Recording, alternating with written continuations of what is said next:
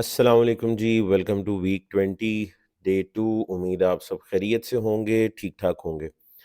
अच्छा जी, कल के लेक्चर में मैंने आपके ग्रुप में बता भी दिया था, ऑडियो रिकॉर्ड नहीं हुई थी, लेकिन ऑनलाइन क्लास में तो आप सबको आवाज़ ठीक से आ रही थी। जो मेरा रिकॉर्डिंग सॉफ्टवेयर है उसकी अपडेट आई हुई थी, जिसकी वजह से ऑडियो रिकॉर्ड नहीं हो सकी। मैंने चेक भी नहीं किया था, लेकिन कोई ख़ास मसले वाली बात नहीं है। जिन लोगों ने कल क्लास अटेंड की थी उनके लिए तो सिर्फ उसकी जो वीडियो है वो भी रिवीजन के लिए काफ़ी है। लेकिन आपको मैंने पहले ही बताया हुआ है, मेरे पास हर टॉपिक की मल्टीपल रिकॉर्डिंग्स मौजूद होती हैं। तो ज़ाहिर है कल वाली जो लैब थी उसकी भी मेरे पास पहले से रिकॉर्डिंग मौजूद होगी। इंशाल्लाह वो मैं ढूंढ के तो आप लोगों के साथ सेम फ़ोल्डर में वो आपके साथ फ़ाइल शेयर कर दूँगा। ज़ाहिर है मुख्तलिफ़ कोर्सेज़ में जो क्लास का ड्यूरेशन होता है वो ज़रा डिफरेंट है। तो जिस तरह आप लोगों के लेक्चर में जिस तरतीब से कल वो टॉपिक कवर हुए थे, उस तरह से तो नहीं होंगे, लेकिन हो सकता है कि किसी कोर्स में 2 लेक्चर्स के अंदर वो सारा कुछ कवर हुआ हो। इंशाल्लाह मैं वो ढूँढ के आपके साथ शेयर कर दूँगा। चलें जी, आज जो है वो हम लोगों ने IPv6 की राउटिंग को इम्प्लीमेंट करना है, ठीक है जी। IPv6 की राउटिंग को इम्प्लीमेंट करना है। मैं ये नहीं कह रहा कि हम IPv6 को पढ़ने लगे। IPv6 एड्रेसिंग हम काफ़ी डिटेल के साथ पढ़ चुके हुए हैं, ठीक है। और उम्मीद करता हूँ कि वो सब कुछ आपको याद भी होगा। एक क्विक जो है वो ओवरव्यू मैं उसका ज़रूर दे देता हूँ। लेकिन जो मेरा आज का लेक्चर है इसका मेन जो गोल है वो है जी IPv6 राउटिंग। इसमें IPv6 राउटिंग में ज़ाहिर है स्टैटिक राउटिंग भी शामिल होगी, रिप नेक्स्ट जनरेशन की इम्प्लीमेंटेशन भी शामिल होगी, OSPF का वर्जन 3 भी शामिल होगा और BGP भी शामिल होगा, ठीक है जी। तो ये 4 चीज़ें हैं: static routing, RIP next generation, OSPF version 3 and BGP। BGP में मैंने पहले भी आपको बताया था, बीजीपी का अलग से वर्जन नहीं है IPv6 के लिए, ठीक है। बीजीपी का वर्जन 4 है। बीजीपी में आप डिफरेंट डिफरेंट एड्रेस फैमिलीज के लिए कॉन्फ़िगरेशन कर सकते हैं। तो बीजीपी में एड्रेस फैमिली का क्या कॉन्सेप्ट है वो इंशाल्लाह अभी आप थोड़ी देर बाद देखेंगे उसे। अच्छा जी, IPv6 की अगर हम बात करें, क्विक ओवरव्यू आप लोगों को दे रहा हूँ IPv6 एड्रेसिंग स्कीम का। IPv6 एड्रेस जो है वो 128 बिट का होता है, आप सब लोग जानते हैं। इसको हेक्साडेसिमल नंबर सिस्टम में लिखा जाता है। अगर हेक्साडेसिमल नंबर सिस्टम में लिखा जाता है तो 4 बिट्स जो हैं वो मिलकर एक हेक्साडेसिमल बनाती हैं, ठीक है। तो अगर हम इसको डिवाइड करें, ठीक है, तो ये टोटल बन जाते हैं 32 हेक्साडेसिमल नंबर्स, ठीक है। तो एक IPv6 में 32 हेक्साडेसिमल नंबर्स, और इन 32 हेक्साडेसिमल नंबर्स को लिखा कैसे जाता है? 8 ग्रुप्स में, 8 ग्रुप्स में डिवाइड करके लिखा जाता है, ठीक है जी। और हर ग्रुप को दूसरे ग्रुप से आइसोलेट करने के लिए हम कोलन का इस्तेमाल करते हैं, ठीक हो गया जी। IPv6 की हिस्ट्री जो है वो मैंने आपको बताया हुआ है। 1995 से सिलसिले का आगाज हुआ था, पहला स्टैंडर्ड तब बना था और बाद में अब मुसलसल नई नई RFCs इसमें बनती चली जा रही हैं। एक मोटा मोटा सा हिसाब पहले भी बताया था, स्टैट्स लाइव आपको दिखाई भी थी, अब भी बता देता हूँ कि अगर आप गूगल के सर्वर्स पे जो ट्रैफिक आ रही है उसको देखा जाए तो 40 से 41% यानी 40 टू 41%, ये थोड़ा बहुत ऊपर नीचे होता रहता है। तो 40 टू 41% के आसपास इस वक्त जो इंटरनेट में ट्रैफिक है वो IPv6 एड्रेसेस से आ रही है, और बाकी अभी भी IPv4 चल रहा है। आप 60-40 कर सकते हैं आसानी के लिए, तो 60-40 अभी चल रहा है। डेफिनेटली आने वाले वक्त के साथ साथ IPv6 की परसेंटेज बढ़ती जाएगी और IPv4 कम होता जाएगा, ठीक है। जैसे जैसे इंटरनेट का जो स्कोप है ये या स्केल है ये बढ़ेगा, यूजर्स ऐड होते जाएंगे, ठीक है, तो फिर ये परसेंटेज भी जो है वो थोड़ी बहुत चेंज होएगी। अच्छा जी, उसके अलावा IPv6 एड्रेस को जो लिखने का फॉर्मेट है, वो भी ये मैंने जो 3-4 टर्म्स लिखी हैं इससे क्लियर हो जाता है। और डबल कोलन का क्या कॉन्सेप्ट है वो भी मैंने आपको बताया हुआ है। एडजेसेंट या कंसेक्यूटिव जीरो ग्रुप्स IPv6 में आ रहे हो तो आप उन्हें डबल कोलन से रिप्लेस कर सकते हैं, लेकिन एक IPv6 एड्रेस में ये काम आप सिर्फ एक बार कर सकते हैं। इसके अलावा किसी भी नॉन जीरो नंबर के लेफ्ट पे जितने भी जीरोस आ रहे होते हैं उनकी कोई वैल्यू नहीं होती, लिहाजा आप उन्हें स्किप करके डायरेक्ट जो नॉन जीरो नंबर है वो आप लिख सकते हैं। मैं मिसाल देने के लिए एक IPv6 यहाँ पे लिख देता हूँ, जैसे कि मैं लिख रहा हूँ जी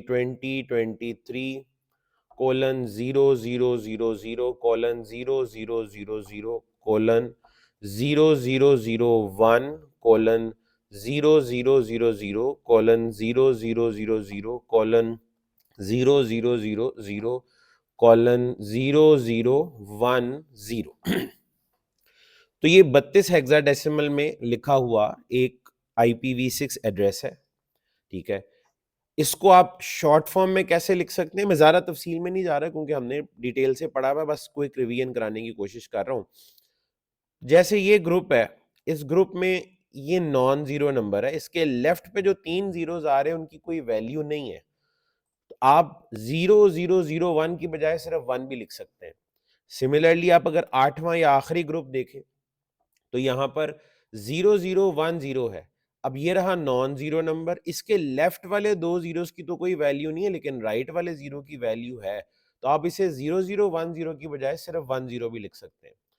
अब ये जो आपको जीरो ग्रुप्स नजर आ रहे हैं, इस पूरे ग्रुप की जो वैल्यू बनती है वो जीरो ही है, तो 4 दफा जीरो लिखने की बजाय आप यहाँ पे एक दफा भी जीरो लिख सकते हैं, यानी 4 की जगह एक जीरो, इधर भी 4 की जगह एक जीरो, ठीक है।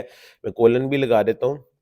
2023 इसी तरह ही आएगा, आगे कोलन जीरो, फिर कोलन जीरो, फिर कोलन 001 की बजाय सिर्फ 1, उसके बाद फिर कोलन जीरो, उसके बाद फिर कोलन जीरो, उसके बाद फिर कोलन जीरो, और एंड पे 0010 की बजाय आप सिर्फ 10 लिख सकते हैं, ठीक है जी। तो इसको शॉर्ट फॉर्म में इस तरह से लिखा जा सकता है। जब इस एड्रेस में कंसेक्यूटिव जीरो ग्रुप्स जो हैं वो दो जगह पे आ रहे हैं, एक जगह देखें तो 2 कंसेक्यूटिव जीरो है और एक जगह पे 3। अभी मैंने आपको बताया कि कंसेक्यूटिव या एडजेसेंट जीरो ग्रुप्स को रिप्लेस किया जा सकता है विद अ डबल कोलन, लेकिन डबल कोलन आप सिर्फ एक बार इस्तेमाल कर सकते हैं, तो बेहतर ये है इसे इस्तेमाल वहां करना चाहिए जहां ज्यादा जीरो ग्रुप्स आ रहे हो, तो जाहिर है यहां इस्तेमाल करना 2 की बजाय बेहतर है। कर तो आप 2 पे भी सकते हैं, लेकिन चूंकि एक ही दफा करना है तो फिर बेहतर है कि आप वहां इस्तेमाल करें जहां ज्यादा जीरोस कम हो जाए। तो आप इस एड्रेस को यूं लिख सकते हैं 2023:0:0:1, और उसके बाद 3 जीरोस की बजाय आप आगे डबल कोलन लगाएंगे और एंड पे 10। तो ये इस IPv6 एड्रेस की बेस्ट शॉर्ट फॉर्म है, ठीक है। तो ये तो रही बात इसके फॉर्मेट की। इसके अलावा नेटवर्क आईडी का कॉन्सेप्ट भी मैंने आप लोगों को बताया था।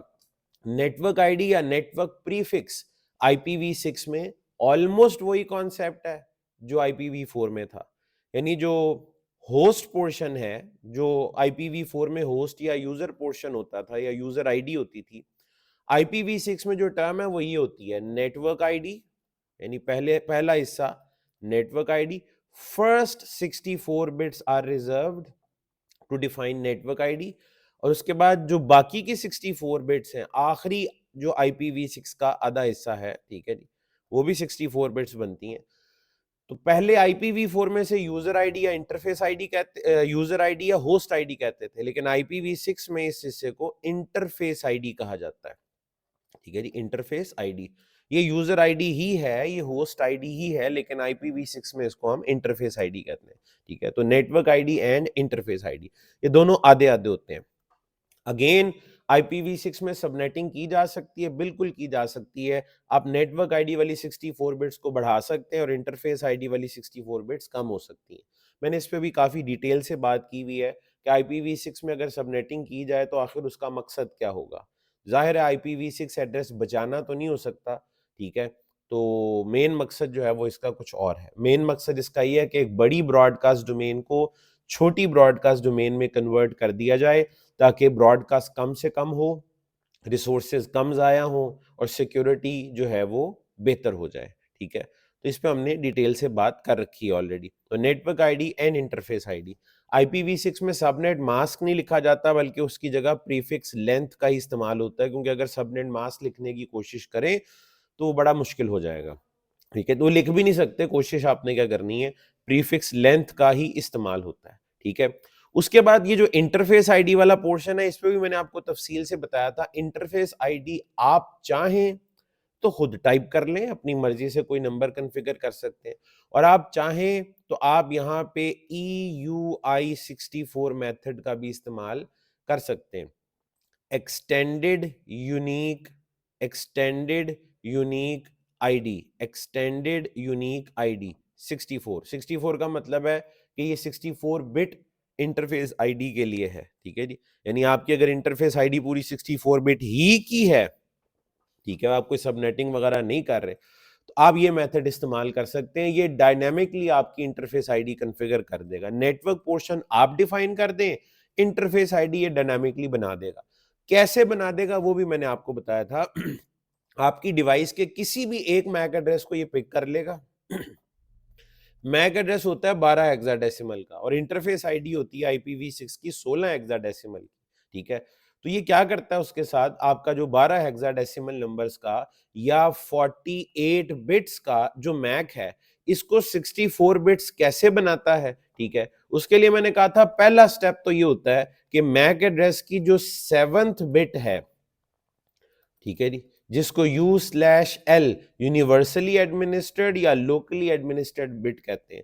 ये अगर 0 हो तो आपका मैक यूनिवर्सली एडमिनिस्ट्रेड है, 1 हो तो आपका मैक लोकली एडमिनिस्ट्रेड है, ठीक है। Universally administered globally unique MAC होता है, लोकली एडमिनिस्ट्रेड मैक आपका लोकली यूनिक हो सकता है, ग्लोबली यूनिक नहीं होता। आमतौर पे हम अपनी टेस्टिंग के लिए वर्चुअलाइजेशन में हमारे सिमुलेटर्स के अंदर जो मैक एड्रेस इस्तेमाल होते हैं, उनकी 7th बिट आपको जो है वो 1 नजर आ रही होगी, क्योंकि वो ग्लोबली यूनिक मैक नहीं होते। Actual MAC universal administered MAC ही है, जिसको UAA कहते हैं, और जो लोकली एडमिनिस्ट्रेड मैक है उसको LAA कहते हैं, ठीक है। ये मैं आपको कोई नई चीज नहीं बता रहा, हमने बड़ी डिटेल के साथ इसको पढ़ा हुआ है। तो मैक एड्रेस से EUI64 कैसे बनता है, आप मैक की 7वीं बिट को फ्लिप कर देंगे, वो जो भी है, वैसे अगर 0 है तो 1 हो जाएगी, 1 है तो 0 हो जाएगी। इसका रूल ये है कि ये 7th बिट को फ्लिप करता है, 7th बिट को फ्लिप कर देता है। और उसके बाद आपको पता है मैक भी 2 हिस्सों में तकसीम हुआ हुआ है, पहली 24 बिटें और आखिरी 24 बिटें। पहली 24 बिटें वेंडर कोड के लिए होती हैं, IEEE असाइंड होती हैं, ऑर्गेनाइजेशनली यूनिक आइडेंटिफायर होता है, OUI जिसको कहते हैं, और आखिरी 24 बिटें यूजर कोड होती हैं जो कि वेंडर असाइंड होती हैं। इनके दरमियान में ट्रिपल FE इंजेक्ट किया जाता है, यानी जो 16 में से 4 हेक्साडेसिमल कम थे वो पूरे करने के लिए दरमियान में ट्रिपल FE को इंजेक्ट कर दिया जाता है। 7वीं बिट मैक की फ्लिप और सेंटर में ट्रिपल FE, नतीजा क्या निकलता है, आपके 16 हेक्साडेसिमल नंबर जो हैं, 64 बिटें जो हैं इंटरफेस आईडी की, IPv6 के इंटरफेस आईडी की, वो मुकम्मल हो जाती हैं, ठीक है जी। तो ये चीज जो है वो हम लोगों ने ये पहले पढ़ी हुई है, सिर्फ एक क्विक रिवीजन के लिए ये मोटी मोटी चीजें मैं दोहरा रहा हूँ।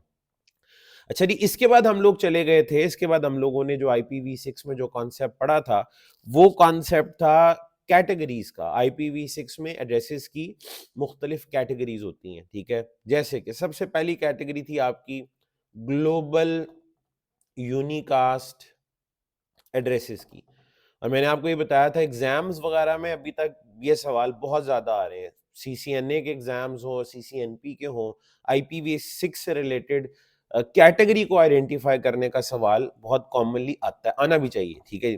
तो ग्लोबल यूनिकास्ट एड्रेसेस, उसके बाद यूनिक लोकल एड्रेसेस, उसके बाद लिंक लोकल एड्रेसेस, और फिर मल्टीकास्ट मैक एड्रेसेस। अच्छा, जो ग्लोबल यूनिकास्ट एड्रेसेस हैं ये पब्लिक नेटवर्क में इस्तेमाल होते हैं, they are public IPv6 addresses. Unique local जो हैं ये प्राइवेट नेटवर्क में यूज होते हैं, ये पब्लिक और ये प्राइवेट, ठीक है जी।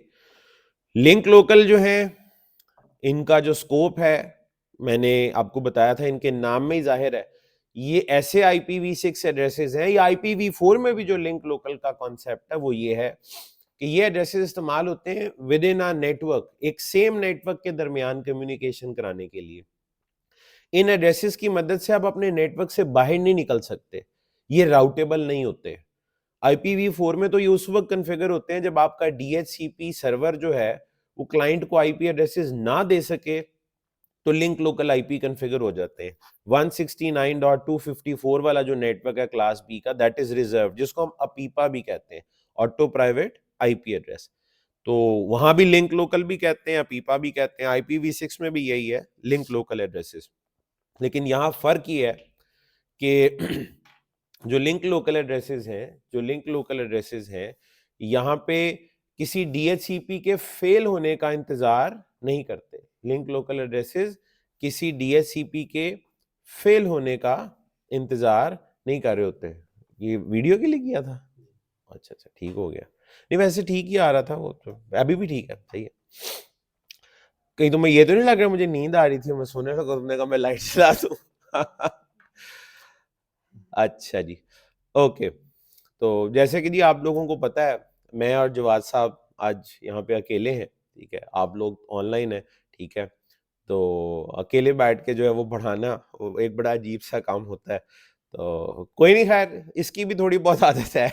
वो हमारे वो जो एक PSAP के कोर्सेज होते थे, वो उसमें 8-8 घंटे की क्लास होती थी और उसमें मैं बिल्कुल अकेला ही होता था। उस वक्त तो जवाद साहब भी नहीं साथ थे। तो खैर ये वक्त भी गुजर ही जाएगा। उम्मीद करते हैं कि अगले हफ्ते जो है वो ये स्मॉग का हालात बेहतर हो और हमारी क्लासेस जो है वो उसी तरह, जो कैंपस वाले लोग हैं वो कैंपस में ही आए, ज़रा जज्बा बरकरार रहता है उसमें, ठीक है। अच्छा, तो लिंक लोकल एड्रेसेस जो हैं, उनका जो स्कोप है वो विद इन अ नेटवर्क है। आप डिफरेंट नेटवर्क के साथ इनकी मदद से कम्युनिकेशन नहीं कर सकते। IPv6 में फर्क यह है कि IPv6 जो है ना वो किसी DHCP के फेल होने का इंतजार नहीं करता, बल्कि IPv6 जैसे ही आप किसी इंटरफेस पे IPv6 को एनेबल करते हैं ना, उस पे लिंक लोकल एड्रेस कॉन्फ़िगर हो जाता है। चाहे आपने यूज करना है या नहीं करना, लिंक लोकल एड्रेस तो लाजमी कॉन्फ़िगर हो जाएगा, ठीक है जी, ऑटो पे, आपको नहीं करने की जरूरत होती। और डेफिनेटली इसकी भी, लिंक लोकल एड्रेस की भी जो इंटरफेस आईडी है वो EUI64 मेथड से ही कॉन्फ़िगर होती है, ठीक है। तो global unicast, public, unique local, private, link local, आपका पब्लिक इंटरफेस हो या प्राइवेट, ये उस पर कॉन्फ़िगर होना ही होना है, ठीक है जी। और ये with in a same network communication करने के लिए आप इसे इस्तेमाल करते हैं। अच्छा, राउटिंग में इसका बड़ा अहम रोल है। IPv6 की राउटिंग में लिंक लोकल का बड़ा अहम रोल है। आपको पता है राउटिंग हमेशा नेक्स्ट हॉप की बुनियाद पे होती है। नेक्स्ट हॉप डिफाइन करने के दो तरीके हैं, एक तो आप अपना आउटगोइंग इंटरफेस डिफाइन कर देते हैं, या फिर नेक्स्ट हॉप का IP एड्रेस। आप लोग भी आज देखेंगे कि IPv6 में जो डायनामिक राउटिंग है, इसमें जो नेक्स्ट हॉप का IP एड्रेस होता है ना, वो आपका नेक्स्ट हॉप का लिंक लोकल एड्रेस होता है। क्योंकि आपके कॉन्फ़िगर किए हुए IP में गलती हो सकती है, लेकिन लिंक लोकल में कोई गलती नहीं होगी, क्योंकि तो डायनामिकली कॉन्फ़िगर हुआ होता है। तो IPv6 में मैं डायनामिक राउटिंग की बात कर रहा हूं, स्टैटिक की नहीं कर रहा। स्टैटिक में तो आपकी मर्जी, आपने आउटगोइंग इंटरफेस देना है या सामने वाले का लिंक लोकल IP देना है, या सामने वाले का यूनिक लोकल IP देना है, या सामने वाले का ग्लोबल यूनिकास्ट IP देना है। स्टैटिक में आपकी चॉइस है, बट डायनामिक में next hop IP, next hop का लिंक लोकल एड्रेस होता है, ठीक है जी। और मल्टीकास्ट एड्रेस का वही कॉन्सेप्ट है जी, स्पेसिफिक ग्रुप के साथ कम्युनिकेट करना। अच्छा, अब इनकी पहचान क्या थी? इनकी पहचान मैंने आपको बता रखी है। जो ग्लोबल यूनिकास्ट है, इनमें पहली 3 बिट अगर 001 है, फर्स्ट 3 बिट्स 128 में से अगर पहली 3 बिटें 001 है, ठीक है, तो आपका एड्रेस जो है ये ग्लोबल यूनिकास्ट होगा। जवाद आपने जाना है तो अब जा सकते हो, कोई मसला नहीं है। ओके ओके, ठीक हो गया। मैंने कहा ऐसे ही तुम इधर बैठ के बोर ना होते रहना, ठीक है। ओके। तो 001 जो है, पहली 3 बिटें ये होनी चाहिए, और फोर्थ बिट अब आपको पता अगर साथ मिल जाए तो पहला हेक्साडेसिमल नंबर पूरा हो जाएगा, ठीक है। तो फोर्थ बिट 0 भी हो सकती है, 1 भी हो सकती है, जिसके नतीजे में क्या निकलेगा, पहला हेक्साडेसिमल नंबर या तो 2 होगा या फिर 3 होगा। तो आसानी इसमें यह है कि 2 और 3 से शुरू होने वाले, यानी याद इस तरह से इजीली रह जाता है, 2 और 3 से शुरू होने वाले तमाम एड्रेसेस जो हैं ये ग्लोबल यूनिकास्ट एड्रेसेस हैं। 2 और 3 से शुरू होने वाले एड्रेसेस ग्लोबल यूनिकास्ट एड्रेसेस हैं। अच्छा, अब यूनिक लोकल की क्या पहचान थी? यूनिक लोकल में मैंने आपको बताया था FC और FD, से शुरू होने वाले एड्रेसेस जो हैं वो यूनिक लोकल होते हैं, FC से भी और FD से भी। शुरुआत जी FD से की गई है स्टैंडर्ड के मुताबिक। जो स्टैंडर्ड है यूनिक लोकल एड्रेसेस का वो ये कहता है पहले FD वाले एड्रेसेस को इस्तेमाल किया जाएगा, FC वालों को बाद में देखा जाएगा। अभी तक FC वालों के लिए स्टैंडर्ड नहीं बना, मतलब फ्यूचर के लिए छोड़ दिया गया। तो रिकमेंडेड यही है कि आज आप अगर एक प्रॉपर लाइव नेटवर्क के अंदर IP एड्रेसिंग करा रहे हैं तो आप FD वाले एड्रेसेस ही कॉन्फ़िगर करेंगे, FC वाले नहीं करेंगे। यूनिक लोकल में मैंने आपको बड़ी डिटेल के साथ एक और चीज भी बताई थी। IPv4 के जो प्राइवेट IP एड्रेसेस है ना, ये प्राइवेट नेटवर्क में तो यूनिक होते हैं but they are not globally unique, globally unique नहीं होते, ठीक है जी। तो अब उसमें ये प्रॉब्लम होती है कि दो कंपनीज का अगर आपस में मर्जर हो जाए या आप एक दूसरी कंपनी को खरीद लें और इत्तेफाक से अगर आपकी प्राइवेट IP एड्रेसिंग की स्कीम सेम है तो मर्जर में बड़ी प्रॉब्लम आती है, बड़े इश्यूज आते हैं। क्योंकि अगर नेटवर्क ID सेम है तो जाहिर है IP भी सेम होंगे। हमारे भी पुरानी कंपनी में भी वही IP चल रहे हैं, नए में भी वही IP चल रहे हैं, ये डुप्लीकेट हो जाएगा, बड़ा चैलेंजिंग हो जाता है। फिर आपको IP एड्रेसिंग की जाहिर है स्कीम चेंज करनी पड़ती है अपनी, और जब IP की स्कीम चेंज होती है तो फिर बहुत सारी पॉलिसीज भी चेंज होगी जो आपने पुरानी एड्रेसिंग स्कीम के लिहाज से बनाई हुई थी। तो IPv6 में इस चीज को एड्रेस किया गया है। ये जो यूनिक लोकल एड्रेसेस है ना, ये ग्लोबली भी यूनिक होते हैं। मैंने आपको बताया था कि मैं यूनिक लोकल की भी बात कर रहा हूं। इसमें जो नेटवर्क ID है ना 64 बिट की, ये डिवाइडेड होती है, ठीक है। 64 बिट्स में से पहली 8 बिटें तो FC या FD लिखने के लिए आप इस्तेमाल करेंगे। 8 के बाद अगली 40 बिटें जो हैं, अगली 40 बिटें, इनको हम ग्लोबल ID कहते हैं। और इसके लिए एक एल्गोरिदम इस्तेमाल होता है जिसको हम कहते हैं सूडो, ठीक है जी, रैंडम, सूडो रैंडम एल्गोरिदम। इसके लिए आपको बहुत सारी एप्लीकेशन मिल जाती हैं। मैंने कहा था मैंने अपने YouTube चैनल के ऊपर एक इसका पाइथन का कोड लिख के जो है वो सूडो रैंडम एल्गोरिदम को कैसे आप एग्जीक्यूट कर सकते हैं, मैंने उसकी वीडियो शेयर की हुई है। तो बहरहाल सूडो रैंडम एल्गोरिदम की मदद से ये अगली 40 बिटें जो है वो कन्फिगर होनी चाहिए। वो एल्गोरिदम आपको बता देगा कि आपने इन 40 बिटों में क्या लिखना है, ठीक है जी। और वो जो आप यहाँ लिखेंगे वो ग्लोबली यूनिक होगा, ठीक है। और उसके बाद जो अगली 16 बिटें हैं वो होती हैं फॉर सबनेट ID, ठीक है। सबनेट ID लिखने के लिए आप इनको ऐड करें तो ये 64 बिट्स आपकी पूरी हो जाती हैं। ये मैं अभी तफसील में नहीं जा रहा, मैंने डिटेल के साथ इसको पहले पढ़ाया हुआ आपको, ठीक है। तो pseudo random algorithm, pseudo random algorithm, ठीक है जी।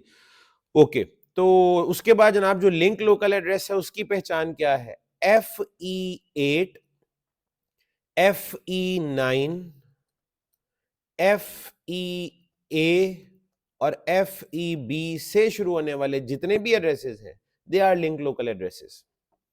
FE8, FE9, FEA और FEB से शुरू होने वाले जितने भी एड्रेसेस हैं वो लिंक लोकल हैं। अभी इनमें FE8 वाले इस्तेमाल हो रहे हैं और आपको तो इनके बारे में सोचने की जरूरत ही नहीं है क्योंकि ये आपने तो कन्फिगर ही नहीं करने होते, ठीक है जी। डायनामिकली खुद ही से ये कन्फिगर होंगे आपके इंटरफेस के ऊपर। और अभी FE8 वाले IP आप अपने मोबाइल फोन पे देख लें, आप अपने लैपटॉप पे देख लें, आप सिस्को के राउटर्स, हवावे के राउटर्स पे जब IPv6 इनेबल करेंगे आपको नजर आएगा कि वहां पे FE8 वाले लिंक लोकल एड्रेसेस इस्तेमाल हो रहे हैं। मल्टीकास्ट की अगर हम बात करें तो डबल F से शुरू होने वाले एड्रेसेस जो हैं ये मल्टीकास्ट IPv6 एड्रेसेस होते हैं, ठीक है जी। तो मेरा ख्याल है इतनी इसके लिए रिवीजन जो है वो काफी है। अब हम क्या करते हैं, हम एक डायग्राम बनाते हैं, ठीक है जी। और उसके ऊपर पहले तो IPv6 एड्रेसेस की को प्लान करेंगे कि कहाँ पे क्या IP देने हमने, और उसके बाद जो है फिर हम वो उसकी राउटिंग के ऊपर जाएंगे, ठीक है। डायग्राम हम कुछ यूं बना लेते हैं कि 4 राउटर्स होंगे, router 1, router 2, router 3 and router 4, ठीक है जी। चारों के दरमियान वैन लिंक आप इस्टेब्लिश कर लें इस तरीके से। इंटरफेस के नंबर हमारे जिस तरह चल रहे हैं वही चलाएंगे GNS3 में, सीरियल 2/0, सीरियल 2/0, इधर इसका सीरियल 2/1, इसके सीरियल 2/0 के साथ, इसका सीरियल 2/1, इसके सीरियल 2/0 के साथ। अच्छा जी, उसके बाद जाहिर है सबके ऊपर लैन नेटवर्क भी होगा, और लैन नेटवर्क के लिए आपको मैंने बताया हुआ है, आपको कोई डिवाइस GNS3 में कनेक्ट करने की जरूरत नहीं है। आप करना चाहें तो आपकी अपनी मर्जी है। मैंने वर्चुअल पीसी जो है, अगर आपको याद हो, तो मैंने आपको कनेक्ट करना सिखाए थे, ठीक है, तो वो मौजूद हैं। आप वो लगाना चाहें तो लगा सकते हैं, ना भी लगाएं तो आपको पता हमारा ट्रिक जो है वो ये है, no keep alive no shut down करके हम इन्हें इनेबल कर सकते हैं। अच्छा, उसके साथ साथ मैं इन चारों राउटर्स के ऊपर ना एक एक लूप बैक इंटरफेस भी क्रिएट करूंगा, ठीक है। और ये जो लैन इंटरफेसेस हैं, ये सब के सब फास्ट ईथरनेट 0/0, ठीक है जी, फास्ट ईथरनेट 0/0। अच्छा, अब प्लान तो सारा IPv6 का है, हमने सारे IPv6 एड्रेसेस कॉन्फ़िगर करने हैं। फिजिकल इंटरफेसेस पे मैं IPv6 एड्रेस ही कॉन्फ़िगर करूंगा। लेकिन ये जो आप 4 लूपबैक इंटरफेसेस देख रहे हैं ना, इन पे मैं IPv4 एड्रेस कॉन्फ़िगर करूंगा। क्यों करूंगा, मैं आपको वजह बताता हूं अभी। 11.11.11/32, यहाँ पे वो 22.22.22.22/32, यहाँ पे 33 33 33 33/32, और यहाँ पे 44.44.44.44/32, ठीक है जी। ये हमारी नेटवर्क डायग्राम, जिसमें IPv4 एड्रेसेस सिर्फ हम लूप बैक पे कॉन्फ़िगर कर रहे हैं। क्यों कॉन्फ़िगर कर रहे हैं, क्योंकि ज़हन में आता है कि अब IPv6 की लैब है तो सारे IPv6 ही कॉन्फ़िगर करें। तो ये जरा तवज्जो से सुन लीजिएगा। ऐसे प्रोटोकॉल्स जो जिनमें राउटर आईडी कॉन्फ़िगर होती है, ऐसे राउटिंग प्रोटोकॉल्स जिनमें राउटर आईडी कॉन्फ़िगर होती है, और वो राउटर आईडी उनके, जब वो पैकेट एक्सचेंज करते हैं, जैसे हेलो पैकेट OSPF का, राउटर आईडी उस पैकेट में कैरी भी होती है, ठीक है जी। तो राउटर आईडी जो राउटिंग प्रोटोकॉल्स की है ना, राउटिंग प्रोटोकॉल्स की जो राउटर आईडी होती है, मैं OSPF को रेफरेंस मान लेता हूं, जैसे OSPF है भाई, OSPF का वर्जन 2 हो या OSPF का वर्जन 3 हो, IPv6 वाला, दोनों में राउटर आईडी जो है वो IPv4 एड्रेस ही होता है। दोनों में राउटर आईडी IPv4 एड्रेस ही होता है, ठीक है जी।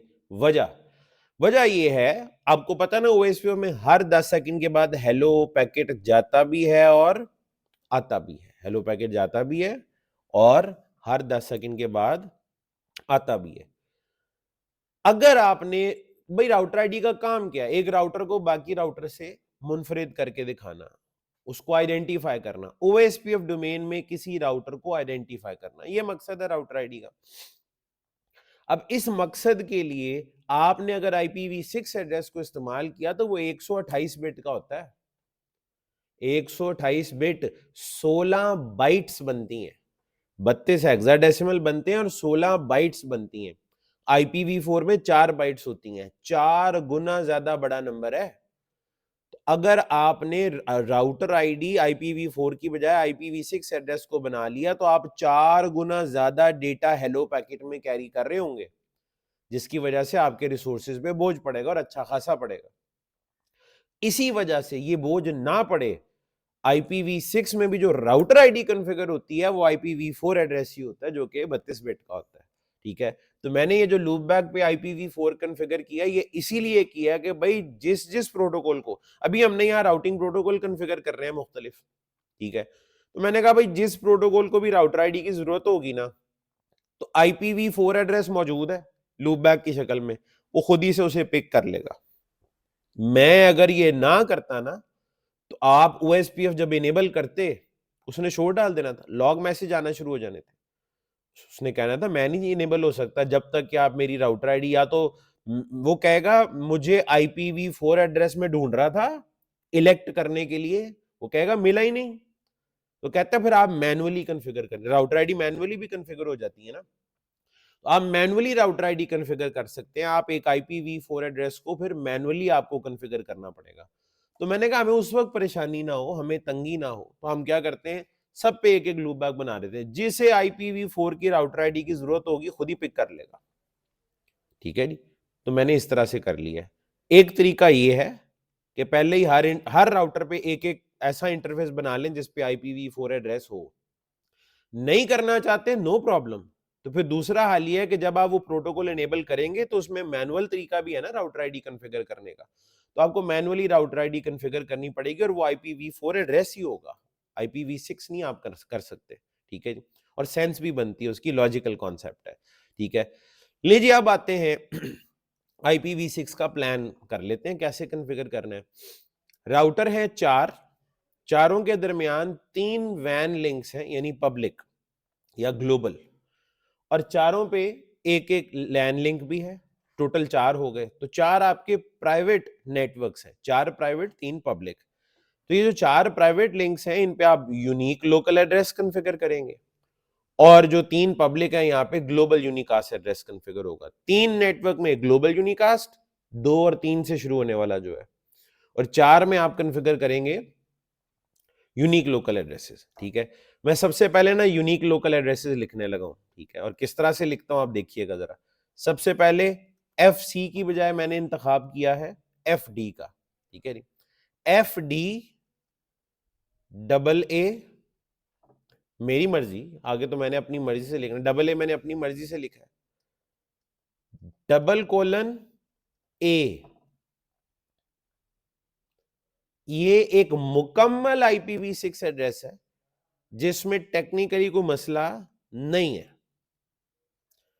टोटल ग्रुप्स आपको कितने दिख रहे हैं, 2 होते कितने, 8, तो कितने ग्रुप्स गायब हैं, 8 में से 6 गायब, सिर्फ 0 वाला ग्रुप हो सकता है, तो जहां डबल कोलन लगा इसका मतलब है यहां से आपने 6 0 वाले ग्रुप्स गायब कर दिए। अच्छा, ये आईपी है और इसकी नेटवर्क आईडी क्या है, FD AA:/64, ये इसकी नेटवर्क आईडी है, क्योंकि नेटवर्क आईडी लिखने के लिए इंटरफेस आईडी को 0 कर देते हैं, तो यहाँ पे इंटरफेस में ये जो A लिखा हुआ था मैंने इसको भी 0 कर दिया। जब सारे ही 0 हो जाएंगे, यानी 6 0 पहले थे, 7वें ग्रुप में भी, 8वें ग्रुप में भी समझे 0 आ गया, उसको भी साथ में लाके डबल कॉलन में शामिल कर दें। ठीक है जी, तो ऊपर आईपी नीचे नेटवर्क आईडी। ठीक है, ये मैं तवज्जो इस चीज पे दिला दूं मैंने जो यूनिक लोकल आईपी कॉन्फ़िगर किया है यहाँ पे लैब की हद तक तो ये ठीक है। अगर ये लाइव नेटवर्क होता, प्रोडक्शन नेटवर्क होता जहां मैं ये प्लान कर रहा होता, तो मुझे यूनिक लोकल आईपी ऐसे देना नहीं चाहिए। क्यों, अभी थोड़ी देर पहले बताया था, इसकी जो एक तो पहली 8 बिटें जो मैंने FD लिखने के लिए इस्तेमाल की है, उसके बाद जो अगली 40 बिटें इसकी हैं, 40 बिट्स, ठीक है, उसको ग्लोबल आईडी कहते हैं। ग्लोबल आईडी इसलिए कहते हैं ताकि ये एड्रेस आपका ग्लोबली यूनिक बने। वो ग्लोबल आईडी आपको सूडो रैंडम एल्गोरिदम से कैलकुलेट करवा के यहां लिखनी चाहिए। उसके लिए अब आपके पास कोई ना कोई एप्लीकेशन होनी चाहिए। अच्छा, मेरे पास, मैं इस वक्त जिस सिस्टम पे हूं, इस पे मैंने अभी अभी फिलहाल पाइथन को इंस्टॉल नहीं किया। जो मेरा घर वाला सिस्टम है, ठीक है, वहां पे पाइथन इंस्टॉल है। ठीक है, तो मैंने, और वहां पे वो मैंने कोड भी रखा हुआ है जो कि सूडो रैंडम एल्गोरिदम, उसको मैक एड्रेस बताते हैं। मैक एड्रेस से वो EUI64 बना लेता है। EUI64 और सिस्टम के टाइम को कैस्केड करता है, इकट्ठा करता है, और उससे वो क्या करता है, सूडो रैंडम एल्गोरिदम से ग्लोबल आईडी जनरेट करके आपको दे देता है, जो कि ग्लोबली यूनिक होती है। क्योंकि मेरे सिस्टम में इंस्टॉल्ड नहीं है, लिहाजा अभी तो मैं वो करके आपको नहीं दिखा सकता। ठीक है, लेकिन एक्चुअल में अभी आप अपनी मर्जी से लिख ले कोई भी जैसे मैंने लिख ली। ठीक है, तो अच्छा, वो कैसे करते हैं वो मैंने अपने यूट्यूब वाली वीडियो में किया हुआ, अगर आपको दिलचस्पी हो देखने में तो आप वहां से देख सकते हैं उसको। ठीक है, तो ये ज़हन में रखिएगा, कर तो हमने दिया है क्योंकि लैब है, लेकिन अगर मैं इंडस्ट्री में ये काम कर रहा हूँ तो ऐसे नहीं चलेगा आपको properly pseudo random algorithm use करके अपनी आईडी निकालनी चाहिए। ठीक है, अच्छा, कोई अथॉरिटी आपको इस पे नहीं वो परेशान करेगी कि आप ऐसा ही करें। ठीक है, ये आपके अपने लिए फायदा है इसमें। कल को किसी कंपनी के साथ आपका मर्जर होता है, ठीक है, तो आपने अगर प्रॉपरली सूडो रैंडम एल्गोरिदम से अपनी आईडी जनरेट की हुई है, तो आपका और उसके जो यूनिक लोकल आईपी है कभी भी सेम नहीं हो सकते, कभी भी डुप्लीकेट नहीं होंगे, डिफरेंट होंगे, और कोई चैलेंजिंग सिचुएशन नहीं होगी आपके लिए। ठीक है, चलें राउटर 2 पे चलते हैं। इसका जो फास्ट ईथरनेट है इसको मैं कहता हूं FD BB:B, और इसकी नेटवर्क आईडी बनेगी FD BB:/64। राउटर 3 पे, अच्छा मैं नेटवर्क आईडी इसलिए लिख रहा हूं, अभी राउटिंग करनी है, और राउटिंग में आपको पता है राउटिंग टेबल में नेटवर्क आईडी ही आती है, तो नेटवर्क आईडी इसलिए साथ साथ लिखता जा रहा हूं, FDCC:C। आपको एक पैटर्न नजर आना शुरू हो गया होगा कि मैं किस तरह से चल रहा हूं। राउटर 1 के लिए मैंने AA कर लिया है, 2 के लिए BB आ गया है, 3 के लिए CC आ गया है, 4 के लिए DD कर लेंगे। ठीक है जी, तो ये पैटर्न मैं लेके चल रहा हूं। FD, अच्छा उसके बाद आगे सारे यहाँ पे D ही आएंगे, और इसकी जो नेटवर्क आईडी है वो ये बनेगी।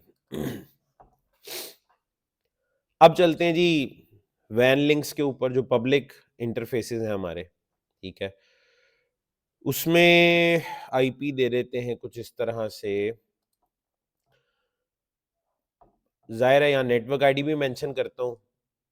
ग्लोबल यूनिकास्ट है 2 या 3 से आप शुरू कर सकते हैं, तो मैं कहता हूँ जी 20AB:/64। अच्छा, अब 20AB कैसे आ गया, आप यूं समझ लेना ये राउटर, आप 2012 भी लिख सकते हैं, जिस तरह मैं बल्कि यही कर लेता हूं, AB छोड़े, जो लिखा हुआ उसी तरह चले। ये राउटर 1 और 2 के दरमियान है ना, तो 2012:/64। ठीक है, अच्छा अब यहां पे आईपी में इस तरह से दे दूंगा 2012:1, और राउटर 2 का क्या होगा 2012:2। ठीक है, अच्छा अब 2 और 3 के दरमियान क्या होगा 2023:64।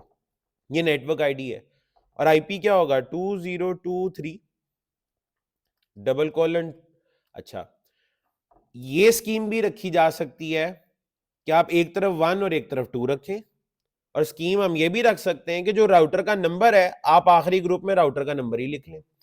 सिस्को की जो CCI लैब में जिस तरह से आते हैं ना, जो एड्रेसिंग स्कीम होती है वो कुछ यूं ही होती है। तो हम यूं चलते हैं। ठीक है जी, 2023:2, 2 का मतलब ये राउटर 2 का आईपी है। 2023:3, 3 का मतलब ये राउटर 3 का आईपी है। अच्छा, 3 और 4 के दरमियान 2034:/64। राउटर 3 और 4 के दरमियान था ना, तो मैंने ये लिख लिया। अच्छा, अब इसका आईपी क्या होगा 2034:3। 3 चूंकि राउटर का नंबर 3 है तो मैंने यहाँ 3 लिख दिया, और राउटर 4 पे 2034:4। तो ये जी हमारी एड्रेसिंग स्कीम है। ये जो लूप बैक है उन पे मैं IPv6 नहीं दे रहा, देना चाहें तो जरूर दे सकते हैं आप। ठीक है जी, तो उनको मैंने कन्फिगर ही राउटर आईडी के मकसद के लिए किया हुआ है, उसके अलावा उनका और कोई मकसद नहीं है। मैं उन्हें एडवर्टाइज भी ज़ाहिर नहीं कर पाऊंगा, वो सिर्फ और सिर्फ राउटर आईडी कन्फिगर करने के लिए। तो राउटिंग हमारी जो है ना वो सिर्फ और सिर्फ ये जो टोटल 4 और 3 7 नेटवर्क है इनके लिए होगी। 3 ग्लोबल यूनिकास्ट, 4 जो है वो आपके यूनिक लोकल।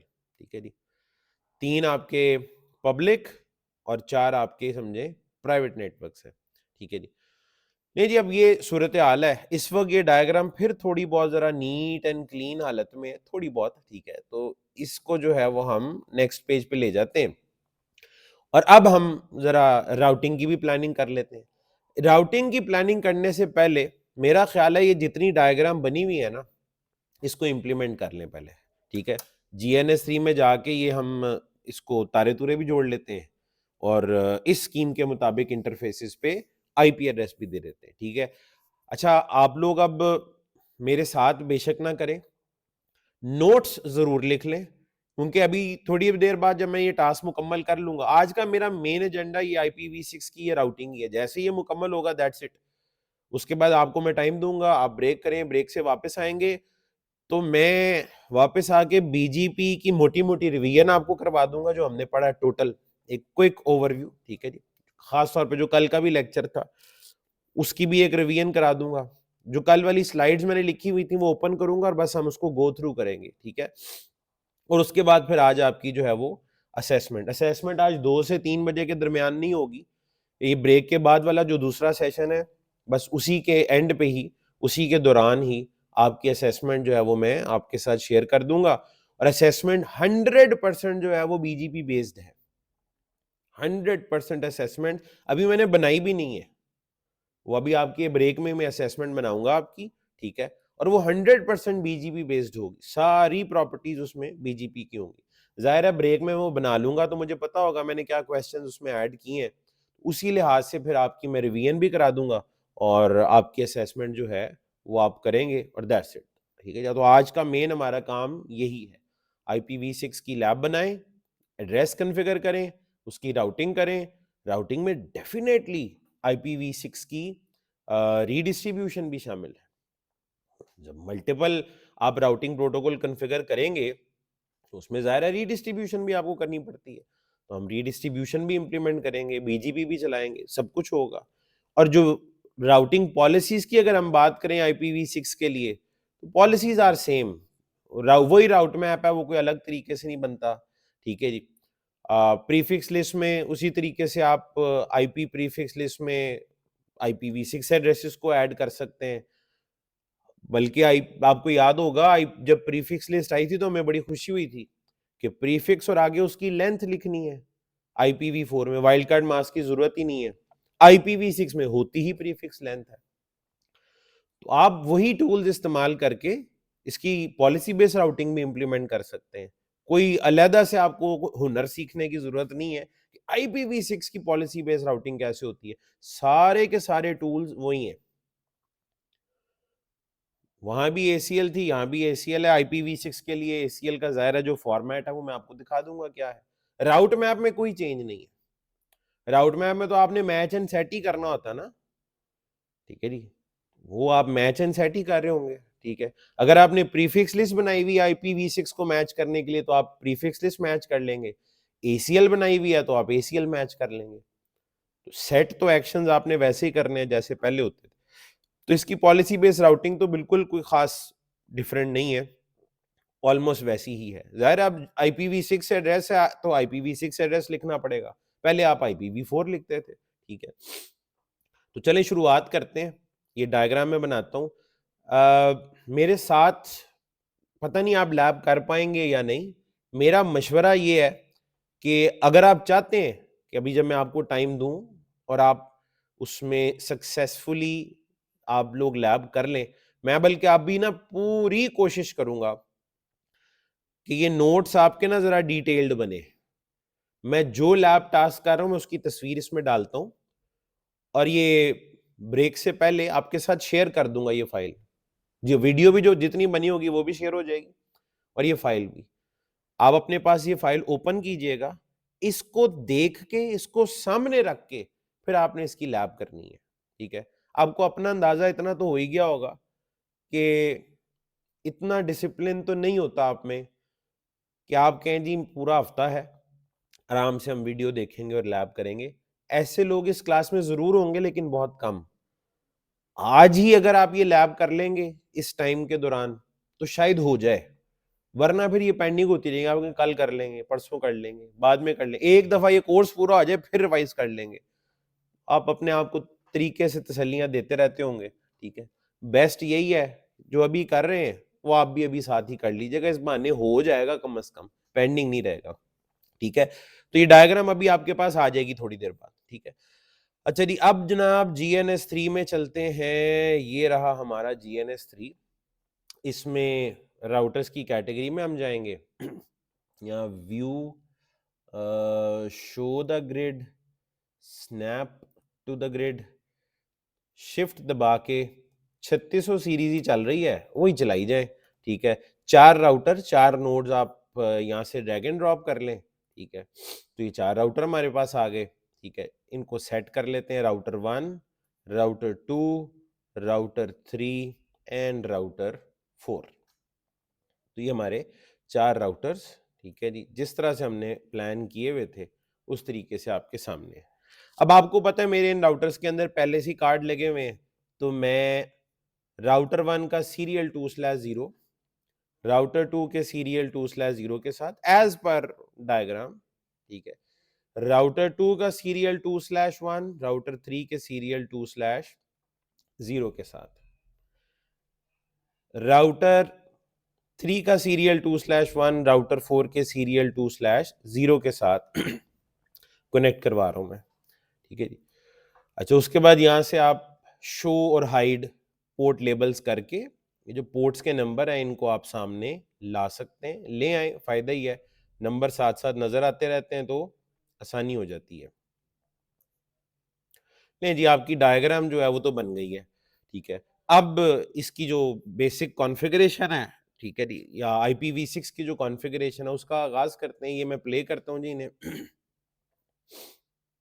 तो आज तो मेन काम ही यही है। आमतौर पे ये जो लिंक अप करना और IP देने वाला काम होता है, अब तो ये हम कहते हैं तो बेसिक कॉन्फ़िगरेशन का ही हिस्सा है। तो आज के दिन की तो मेन कॉन्फ़िगरेशन ही आपकी ये है कि आपने IPv6 एड्रेसेस को कॉन्फ़िगर करना है, ठीक है जी। तो राउटर जनाब हमारे ऑन हो चुके हैं, इनको मैं एक्सेस कर लेता हूँ अपनी टर्मिनल एप्लीकेशन में, और मेरे पास आपको पता है कि सिक्योर CRT इंस्टॉल्ड है। अब तो इस क्लास में काफ़ी सारे लोग सिक्योर CRT ही इस्तेमाल कर रहे हैं। एक दफ़ा जिसको सिक्योर CRT की आदत पड़ जाए फिर आप इसे छोड़ नहीं सकते, ठीक है, बड़ा ज़बरदस्त प्लेटफॉर्म है। अच्छा जी, मैं यहाँ पे व्यू में जाके कमांड विंडो ऐसे ही ओपन कर लेता हूँ ताकि ये कमांड जरा सेंटर ऑफ द स्क्रीन में आपको नजर आती रहे। राउटर 1 2 3 4 से आगाज होगा जी। IPv6 की प्रॉपर कॉन्फ़िगरेशन हम पहली दफा करने जा रहे हैं।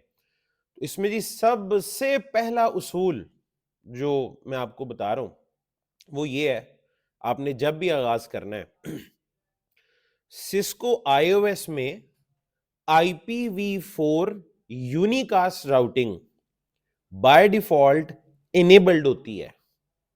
क्या इनेबल होती है? सिस्को iOS में IPv4 unicast routing by default enabled होती है। यही वजह है कि जब आप शो आईपी राउट करते हैं, तो आपको राउटिंग टेबल दिखता है, ठीक है जी। अगर कोई इंटरफेस कॉन्फ़िगर हुआ होता तो एंट्रीज भी दिखती। तो ये राउटिंग टेबल बना हुआ है लेकिन खाली है इस वक्त, ठीक है। और ये भी बात हमारी डिस्कस हुई हुई है पहले, मैं कोई नई बात नहीं आपको बता रहा, ठीक है। ये IPv4 यूनिकास्ट राउटिंग इनेबल कैसे होती है और डिसेबल कैसे होती है इस पे भी हम बात कर चुके हैं। सिस्को iOS में डिफॉल्ट रूट का और डिफॉल्ट गेटवे का क्या कॉन्सेप्ट है, इनमें क्या फर्क है, इस पे भी हम बात कर चुके हैं। प्रैक्टिकली करके भी मैं आपको दिखा चुका हूं इसे, ठीक है जी। ग्लोबल मोड में आए और कमांड है IP राउटिंग। ये वो कमांड है जिससे IPv4 राउटिंग इनेबल होती है, और इसको अगर आप नो कर दें तो IPv4 यूनिकास्ट राउटिंग डिसेबल हो जाती है। जब ये डिसेबल हो जाती है और आप डू शो आईपी राउट की कमांड अगर दें तो आप देखें अगर राउटिंग टेबल खाली खाली होना अलग बात है, राउटिंग टेबल अगर बन ही नहीं रहा तो ऐसी आउटपुट आती है। खाली राउटिंग टेबल ऐसा तो नहीं होता, खाली राउटिंग टेबल तो ऊपर जैसा होता है, ठीक है, और वो शो करता है कि राउटिंग इज एनेबल्ड जब आपको ये कोड शोड नजर आ रहे होते हैं, सी क्या है, एस क्या है, नीचे तो आई कुछ नहीं रहा। नो आईपी राउटिंग करने का नतीजा क्या निकला है कि आपके पास किसी किस्म का कोई टेबल में कुछ भी नहीं लिखा हुआ आ रहा। IPv4 unicast routing is disabled. भाई हमें इसको डिसेबल करने की कोई जरूरत नहीं, हम इसे इनेबल ही रखेंगे, ठीक है। मैं सिर्फ आपको बता रहा हूं कि by default IPv4 unicast routing enabled होती है सिस्को iOS में। अब जरा दोबारा करें ना डू शो आईपी राउट, तो फिर से आपको ये इस तरह से टेबल नजर आएगा। ये खाली है लेकिन टेबल एग्जिस्ट कर रहा है, इट इज एक्टिव। खाली होना अलग बात है, ठीक। IPv6 unicast routing Cisco iOS में IPv6 unicast routing by default enabled नहीं होती, तो आपको करनी पड़ती है। सबसे पहला काम अगर आप IPv6 कॉन्फ़िगर करने जा रहे हैं, सबसे पहला काम आपने क्या करना है? सबसे पहला काम आपने ये करना है, आपने कमांड देनी है IPv6 यूनिकास्ट राउटिंग। आपने अपने तमाम राउटर्स में, हमारे केस में 4 हैं, चारों के ऊपर IPv6 यूनिकास्ट राउटिंग को इनेबल कर देना है। ये काम मैं इस तरह भी कर सकता था, नीचे send commands to all session करके एक पे टाइप करता, सब पे कॉन्फ़िगर हो जाता, ठीक है। लेकिन चले कोई बात नहीं, एक एक पे अलग अलग कर देता हूं। IPv6 यूनिकास्ट राउटिंग, ये इस तरह के जो टिप्स एंड ट्रिक्स हैं ये उस तब इस्तेमाल होनी चाहिए जब किसी चीज पे बड़ी अच्छी ग्रिप हो आपकी, आपको आ गई हो। पहली दफा अगर कोई काम कर रहे हैं ना तो उसके लिए ऐसा नहीं होना चाहिए, ठीक है। तो IPv6 unicast routing, IPv6 unicast routing और IPv6 यूनिकास्ट राउटिंग, चारों राउटर्स के ऊपर मैंने ये कमांड दे दी है, ठीक है। और इसके बाद मैं अब क्या करता हूं, आपके नोट्स में ये वाला हिस्सा जो है उठाता हूं, इसको नोट्स में रखते हैं, ठीक है जी। और मैं यहां लिख देता हूं कि इसको आपने चारों राउटर्स के ऊपर इनेबल करना है। Enable IPv6 unicast routing on all 4 routers with above command। Global mode में IPv6 space unicast dash routing की कमांड से चारों राउटर्स के ऊपर आपने इसको इनेबल कर देना। ये पहला काम है जी आपका सबसे। ये पता है मैं हमेशा शुरू में क्यों कराता हूं, ये भूल जाता है, वरना आप आईपी शाईपी कॉन्फ़िगर कर के जनाब चलो जी अब पिंग शिंग करते हैं, स्टैटिक राउटिंग डायनामिक राउटिंग वो करते हैं तो होता ही कुछ नहीं। राउटिंग टेबल बनेगा तो पैकेट फॉरवर्ड होंगे ना, उस वक्त समझ नहीं आ रही होती, पता नहीं क्या हो गया। तो ये अपने स्टेप्स में पहला स्टेप लिख लें, अपनी चेकलिस्ट में सबसे पहला काम ये करना है। कर तो बाद में भी सकते हैं, बाद में याद ही नहीं रहता, तो बेहतर है पहले ही कर ले, ठीक है जी। उसके बाद अब क्या करना है, आगे क्या करना है, आगे इंटरफेसेस पे जाने और आईपी देने। अच्छा हम ना लूप बैक से शुरू करते हैं। Interface loop back 0 IP address, इसे तो IPv4 एड्रेस ही देना ना, 11.11.11.11.255.255.255.255। तो ये चारों राउटर्स पे कॉन्फ़िगर करना है फॉर राउटर आईडी। जिस प्रोटोकॉल को भी राउटर आईडी की जरूरत हो, ये राउटर आईडी के लिए, ठीक है जी, और इसका कोई मकसद नहीं है। अच्छा चारों राउटर पे ना पहले लूप बैक ही कॉन्फ़िगर कर ले सारे। Interface loop back 0 IP address 22.22.22.255.255.255। Router 3 पे भी interface loop back 0 IP address 33.33.33.33.255.255.255। Router 4 पे भी interface loop back 0 IP address 44.44.44.255.255.255। इधर कॉन्फ़िगर कर दिए, आपके नोट्स में मैं लिख देता हूं नहीं यहाँ पे आगे। ये था step number 1। Step number 2, configure loop back 0 on all 4 routers with IPv4 addresses. Addresses क्या है वो डायग्राम में लिखे हुए, कमांड क्या है वो आपको पता है।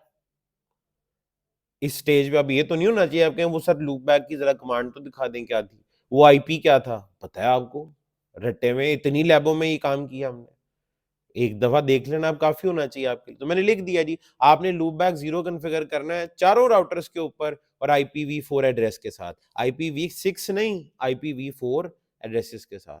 ये काम भी हो गया, चारों राउटर्स पे मैंने लूप बैक बना लिया है। ऐसे ही सैंपल के लिए ना, कोई किसी को थोड़ी बहुत वो रह ना जाए, ये यहां पे लिख देता हूं, ये रख दिया मैंने साथ इधर।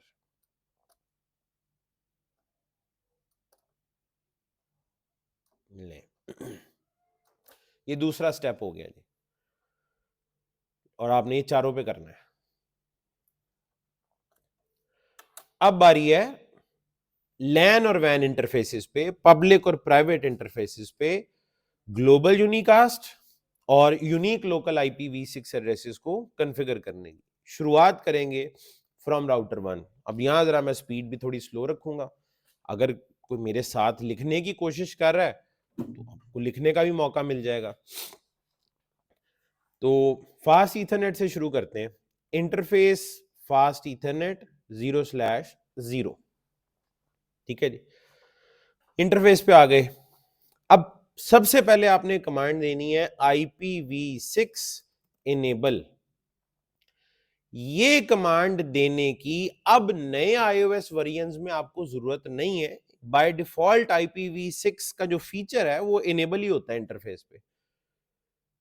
ये सिस्को iOS का वेरिएंट था 12.3 और आगे टी समथिंग कुछ था, वो एग्जैक्ट मुझे याद नहीं है, बट 12.3 मुझे याद है। 12.3 वेरिएंट था जब ये, बट काफी साल पुरानी बात है। शुरुआत में IPv6 इनेबल की कमांड आपको देनी पड़ती थी, ये बाय डिफॉल्ट इनेबल्ड नहीं होता था। इस कमांड के बाद ही आप IPv6 एड्रेस कॉन्फ़िगर कर पाते थे।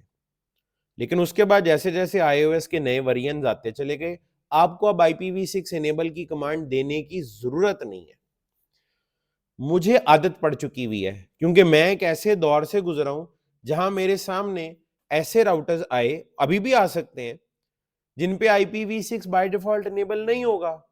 जिस तरह नो ऑटो समरी की कमांड की हमने एक आदत डाल ली है कि ये बेस्ट प्रैक्टिस है, उसी तरह आप इसकी भी आदत डाल लें, IPv6 इनेबल। अगर पहले भी इनेबल था अच्छी बात है, नहीं है तो अब हो जाएगा। IPv6 इनेबल इंटरफेस पे कर दिया, ठीक है जी।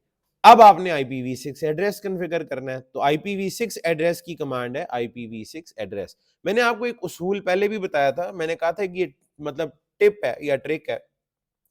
सिस्को iOS में जहां पे IP का लफ्ज आता है ना, IPv4 के लिए IP आता है, आपने बस IP को IPv6 से रिप्लेस कर देना है।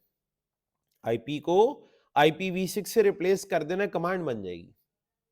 ठीक है जी, तो कमांडें रट्टा लगाने की कोई जरूरत नहीं, वही पुरानी IPv4 वाली कमांडें, जहां IP है वहां पे IPv6 ऐड कर दें, और जिस कमांड में IP नहीं है वहां IPv6 आपको ऐड करना पड़ेगा। मैं भी मिसालें दिखाता हूं इसकी क्या है। IP IPv6 से रिप्लेस हो जाएगा, और जिस कमांड में IP आता ही नहीं था वहां IPv6 ऐड होगा। वो जबरदस्ती उसके अंदर आपने कमांड को घुसा देना है। ठीक है जी, तो IPv6 एड्रेस। अब अपनी स्कीम के लिहाज से चलें, ठीक है। आपने कहा था FD, ये यूनिक लोकल है ना, FDAA :A /64 ठीक है जी, और एंटर। सबनेट मास्क यहां पे नहीं होता, सबनेट मास्क यहां पे नहीं होता, लिहाजा आपने प्रीफिक्स की लेंथ ही लिखनी, पूरा IP लिखा है मैंने। नो कीप अलाइव और नो शट डाउन तो आपने करना ही करना है, क्योंकि ये इंटरफेस पहले से कॉन्फ़िगर्ड नहीं है। एंटर, ये आपका जी फास्ट ईथरनेट इंटरफेस कॉन्फ़िगर हो चुका है। सिमिलरली इंटरफेस सीरियल 2/0, ये इसका वैन इंटरफेस है, पब्लिक वाला, जहां ग्लोबल यूनिकास्ट IP कॉन्फ़िगर होना है। सबसे पहले IPv6 इनेबल, उसके बाद IPv6 एड्रेस, प्लान के हिसाब से 2012 : अच्छा, अब चूंकि मैंने एक स्कीम के तहत IP लिखे हुए थे, तो मुझे कोई खास बार बार डायग्राम देखने की जरूरत नहीं पड़ रही। मुझे पता है ये इंटरफेस राउटर 1 और 2 के दरमियान है, तो मैंने ये प्लान रखा था। और मैंने कहा था जो लास्ट ग्रुप है इंटरफेस ID वाला लास्ट ग्रुप, उसमें मैं राउटर का नंबर लिख दूंगा। तो ये राउटर 1 है तो यहाँ 1 है /64, और यहां पे सिर्फ आपको नो शट डाउन करना पड़ेगा और कुछ भी नहीं इसके अलावा। राउटर 1 के ऊपर दो ही इंटरफेस थे जी, ठीक है जी, दोनों के ऊपर मैंने कॉन्फ़िगरेशन कर दी, और ये मैं आप प्रॉपरली आपके नोट्स में मैं इसको ऐड करने लगा हूं। ठीक है जी, ताकि अभी आप लोगों ने जब ये लैब करनी होगी तो आराम से इसको देख के आप कर पाए। ठीक है जी, ये ले, ये पूरी कॉन्फ़िगरेशन ये जा रही है तरतीब के साथ आपके नोट्स में। ये राउटर 1 है। अगले पेज पे अब मैं राउटर 2, 3, 4 की भी इसी तरह से कॉन्फ़िगरेशन ऐड करता जाऊंगा। मेरा ख्याल है हम पहले ना सारे IP कॉन्फ़िगर कर लेते हैं एक दफा, एक ही बार फिर वेरिफिकेशंस के ऊपर आएंगे कि लिंक लोकल IP आपने कहा था खुद ही कॉन्फ़िगर हो जाता है, तो वो खुद ही हो गया होगा जी, बिल्कुल हो गया होगा, इन दोनों इंटरफेसेस पे हो गया होगा। ठीक है जी, एक पे यूनिक लोकल है, एक पे ग्लोबल है, लेकिन जहां यूनिक लोकल है उसका लिंक लोकल भी होगा, और जहां ग्लोबल यूनिकास्ट है उसका भी लिंक लोकल होगा। हर इंटरफेस का लिंक लोकल एड्रेस होता है, ऑटो कन्फिगर होता है, तो उसको वेरीफाई करते हैं अभी। ठीक है, पहले ये सारे आईपी दे दें। अब चलते हैं राउटर 2 पे। ठीक है जी, राउटर 2 पे अब हमने क्या प्लान किया हुआ, उस प्लान के हिसाब से चलेंगे। IPv6 यूनिकास्ट राउटिंग तो मैं पहले कर चुका हूं। राउटर 2 के इंटरफेस हैं 3। ठीक है जी, interface fast Ethernet 0/0, IPv6 enable, IPv6 address. ठीक है जी, इसको आईपी आपने, ये वो इंटरफेस है राउटर 2 का जो इसका लैन है, प्राइवेट है, तो यहाँ FD वाला यानी यूनिक लोकल आईपी आप देंगे, FD। अच्छा, ये कैपिटल और स्मॉल में लिखने से कोई फर्क नहीं पड़ता, जैसे मर्जी लिख लें आप। FD BB :B/64, no keep alive, no shut down. अब जाहिर है ये लॉग मैसेज वगैरह आएंगे, आ लेने दें। इंटरफेस सीरियल 2/0, ये वो इंटरफेस है जो राउटर 1 के साथ है। IPv6 enable, IPv6 address, router 2 और 1 के दरमियान चल रहा है 2012 : और आखिरी ग्रुप में राउटर का नंबर आपने लिखना है। राउटर 2 है तो यहाँ R2 आएगा, /64, no shut down. Log messages आ लेने दें, आके गुजर जाने दें। ठीक है, फिर आगे चलते हैं। Interface serial 2/1, IPv6 enable, IPv6 address. जी, इसका IPv6 address again global unicast IP होगा 2 और 3 के दरमियान, 2023 : आप राउटर 2 पे हैं तो इंटरफेस के आखिरी ग्रुप में 2 ही आएगा, /64 एंड नो शट डाउन। इसके भी लॉग मैसेजेस आगे गुजर जाने दें। ले जी, डू शो हिस्ट्री का क्या नतीजा निकलेगा? जो कुछ मैंने राउटर 2 पे किया है वो आपके पास ये आ गया जनाब। ये जी मैंने आपके नोट्स में ऐड कर दिया है। ये है R2, इसके साथ ही अब R3 और R4 को भी ऐड कर दूंगा। ठीक है जी, अब चलते हैं राउटर 3 पे। ये राउटर 1 और 2 पे डू राइट अप कर देना चाहिए हमें। अब बारी राउटर 3 की है जी। Interface fast Ethernet 0/0, IPv6 enable, IPv6 address जी FD CC :C/64, no keep alive, no shut down. Interface serial 2/0, ये वो इंटरफेस है जो 2 और 3 के दरमियान है। ठीक है, IPv6 enable, IPv6 address 2023 : router का number 3/64, no shut down. Interface serial 2/1, ये वो इंटरफेस है जो 3 और 4 के दरमियान है। IPv6 enable, IPv6 address. ठीक है जी, 2023 : आप राउटर 3 पे हैं तो आप, सॉरी 2023 नहीं है, 2034, ये इंटरफेस राउटर 3 और 4 के दरमियान है। ठीक है जी, राउटर का number /64, no shut down. Log messages आके गुजर जाने दें, फिर मैं इसकी भी कॉन्फ़िगरेशन पिक करता हूँ, डू शो हिस्ट्री, और ये आपके नोट्स में सीक्वेंस के साथ कमांडें जो है वो ऐड हो गई हैं। ये ले, ये आ गया जी राउटर 3।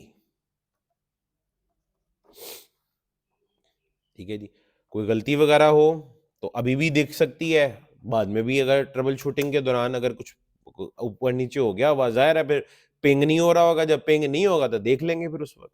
ठीक है जी, अभी बजाहिर तो कोई गलती नहीं है। राउटर 4 पे चलते हैं जी, लास्ट राउटर है जी। Interface fast Ethernet 0/0, IPv6 enable, IPv6 address जी FD DD :D/64, no keep alive, no shut. एक इंटरफेस है इसका वैन वाला, interface serial 2/0, IPv6 enable, IPv6 address जी 2034:4 आप राउटर 4 पे हैं तो लिहाजा 4/64 no shut down do write. Router 3 पे भी डू राइट। राउटर 4 की कॉन्फ़िगरेशन डू शो हिस्ट्री करके पिक कर लेते हैं। ये जी वो टोटल कॉन्फ़िगरेशन है जो हमने की है ऑन राउटर 4।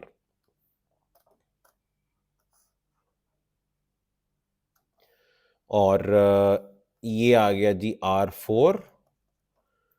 यहां पे ये कमांड फालतू है, ठीक है जी। बाकी कॉन्फ़िगरेशन जो है वो इस तरतीब से आपने करनी है। तो मैंने आपके नोट्स में एक एक चीज ऐड कर दी है ताकि मैं अभी आपको टाइम दूं। जाहिर है जो मेरे साथ लैब नहीं कर रहे, अब अपने अभी लैब टाइम के अंदर ये नोट्स ओपन कीजिएगा, मैं अभी अपलोड कर दूंगा साथ ही, तो आप ये काम साथ साथ कर सकते हैं, ठीक है। अभी तो शुरुआत है, अभी तो सिर्फ हमने IPv6 एड्रेसेस को कन्फिगर किया है और सेव किया है। अब अगला मरहला है वेरिफिकेशन का। वेरिफिकेशन की बहुत सारी कमांड है, ठीक है, और वेरिफिकेशन में भी एक आसानी है। मैंने आपको उसूल बताया था, IPv4 में जिस कमांड में IP आता था, बस आपने IP को IPv6 से रिप्लेस कर देना है। IP को IPv6 से रिप्लेस कर देना है, काम बन जाएगा आपका, ठीक है जी। तो राउटर 1 से शुरुआत करते हैं। अच्छा, आप कमांड देते थे, आपको याद होगा, show IP interface brief. Show IP interface brief. यहां पे आपको शो IP की जगह शो IPv6 इंटरफेस ब्रीफ करना होगा बस, बाकी सेम है। तो शो IP इंटरफेस ब्रीफ जो है वो रिप्लेस हो गया है with show IPv6 interface brief, ठीक है। एंटर करें तो उससे ज्यादा सिंपल आउटपुट है, पहले की निस्बत ज्यादा सिंपल आउटपुट है। ये लें जी, ये भी जा रही है आउटपुट समेत आपके नोट्स में। ये राउटर 1 है, ठीक है जी। वैसे एक राउटर भी काफी है, लेकिन हम सारों को कॉपी करना चाहें सारे भी कर सकते हैं, कोई मसला नहीं, ठीक है। कमांड का ही देखना ना कि कमांड क्या है और क्या नजर आता है। अब इसमें जो इंटरेस्टिंग चीज है वो मैं अब आपको जरा हाईलाइट कराता हूं। एक तो देखें कितनी अच्छी बात है, अप/अप इस तरह से लिखा हुआ है आसान तरीके से। ये वही है हार्डवेयर स्टेटस लाइन प्रोटोकॉल, ठीक है। और जो एडमिनिस्ट्रेटिवली डाउन है उसको इस तरह से लिखा हुआ है, ये ज्यादा आसान तरीके से आपको दिखाया हुआ है, ठीक है। तो इंटरफेस का स्टेटस भी पता लग रहा है और आईपी भी पता लग रहे हैं। दो ही इंटरफेस हैं भाई जिन पे आपने IPv6 एड्रेस दिया हुआ है। लूपबैक आप जरूर है, लेकिन उस पे IPv4 है, IPv6 नहीं है। यहां तो IPv6 नजर आएगा। और जरा गौर कीजिएगा कि फास्ट ईथरनेट पे यूनिक लोकल आपने कॉन्फ़िगर किया था, लिंक लोकल उसने खुद कॉन्फ़िगर कर लिया है। सीरियल पे ग्लोबल यूनिकास्ट आईपी आपने कॉन्फ़िगर किया था, लिंक लोकल उसने खुद कॉन्फ़िगर कर लिया। ये दोनों लिंक लोकल एड्रेसेस सेम है, ठीक है जी। आप कहेंगे सर आईपी सेम है तो इनकी नेटवर्क आईडी भी सेम होगी। लिंक लोकल की बात हो रही है, लिंक लोकल की। हाँ जी बिल्कुल, दोनों की नेटवर्क आईडी सेम है। आप कहेंगे सर आपको याद है आपने हमें कहा था कि राउटर के जितने इंटरफेसेस हैं, ठीक है, उनका ताल्लुक, हर इंटरफेस का ताल्लुक एक डिफरेंट नेटवर्क के साथ होना चाहिए। तो ये दो इंटरफेसेस हैं, दोनों की नेटवर्क आईडी डिफरेंट होनी चाहिए थी जी, बिल्कुल डिफरेंट होनी चाहिए। लेकिन ये रूल लिंक लोकल पे अप्लाई नहीं होता। वजह, लिंक लोकल एड्रेसेस राउटेबल ही नहीं होते, ये राउटिंग टेबल में ही नहीं आते। हाँ, अगर रिप्रेजेंट हो भी रहे हो तो आगे नल जीरो लिखा होगा या आपको दिख ही नहीं रहे होंगे। ये दे आर नॉट राउटेबल, इनकी कोई राउटिंग शाउटिंग नहीं होती। कोई राउटिंग टेबल में आएगा तो मसला पड़ेगा ना कि वो हो दो डिफरेंट, एक ही नेटवर्क दो अलग अलग नेटवर्क के ऊपर कॉन्फ़िगर हुआ हुआ है, एक ही नेटवर्क दो अलग अलग इंटरफेसेस पे कॉन्फ़िगर हुआ हुआ है। तो जब इसने टेबल में ही नहीं आना, राउटेबल ही नहीं है, तो उससे फिर कोई फर्क नहीं पड़ता, ठीक है जी। तो लिहाजा एक राउटर के 10 इंटरफेसेस का लिंक लोकल एड्रेस सेम हो सकता है, लेकिन बाकी जो राउटेबल एड्रेसेस हैं जैसे ग्लोबल यूनिकास्ट है, यूनिक लोकल है, ठीक है, वो सेम नहीं हो सकता और वो सेम नहीं है, उनकी नेटवर्क आईडी डिफरेंट है, ठीक है जी। और ये बिल्कुल उसी तरीके से, उसी उसूल के मुताबिक ये जो एड्रेस है ये बना हुआ है। इसने मैक एड्रेस, मैं आपको दिखाऊं वैसे इसने कैसे ये निकाला है, ये लिंक लोकल मैं आपको निकाल के दिखाता हूँ। राउटर 1 पे चलते हैं, इसकी बल्कि पूरी कैलकुलेशन दिखा देता हूं आपको। शो इंटरफेस फास्ट ईथरनेट 0/0, ये अपनी वो पुरानी वाली कमांड है, नॉर्मल सादी। Show interface fast Ethernet 0/0 enter कर दिया। अच्छा, इस कमांड में भी आप एक चीज नोट करें, मैंने कहा शो इंटरफेस फास्ट ईथरनेट 0/0, इस पूरी आउटपुट में आपको दूर दूर तक IPv6 का नामो निशान नजर नहीं आ रहा। ठीक है, तो मैंने आपको एक बात बताई थी कि वो कमांड जिनमें आईपी का लफ्ज नहीं था उसमें आप IPv6 को ऐड कर देंगे अपनी तरफ से। अगर आप इस इंटरफेस फास्ट ईथरनेट 0/0 में IPv6 रिलेटेड इंफॉर्मेशन को देखना चाहते हैं तो आप ये कमांड यूं देंगे। ठीक है जी, आप कहेंगे show IPv6 interface fast Ethernet 0/0। Normal command क्या होती है? Show interface fast Ethernet 0/0। इसमें मैक दिखेगा, इसमें IPv4 है तो दिखेगा, IPv6 नहीं दिखेगा। IPv6 देखना है तो कमांड बदलेंगे, आप लिखेंगे show IPv6 interface fast Ethernet 0/0। ये मैंने एंटर किया, अभी आपको उसी इंटरफेस की आउटपुट दिखा रहा है, लेकिन थोड़ा सा आप इसमें बल्कि IPv6 रिलेटेड जो डिटेल्स हैं वो आपको दिखेंगी। ठीक है जी, तो ये मैं आपको कमांड यहां से पिक करता हूं, यहां से उठाते हैं।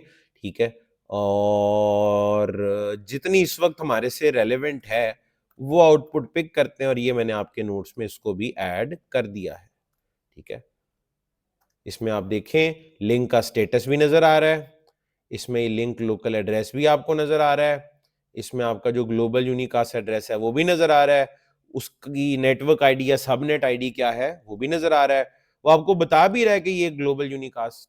ठीक है जी, अच्छा, ये ऊपर हेडिंग तो दी हुई है but it is not global unicast address, है ये यूनिक लोकल एड्रेस। ठीक है जी, it is unique local address, ये ग्लोबल यूनिकास्ट नहीं है। ठीक है जी, अच्छा, उसके बाद जनाब, उसके बाद बल्कि आप इसमें आगे चलें अब।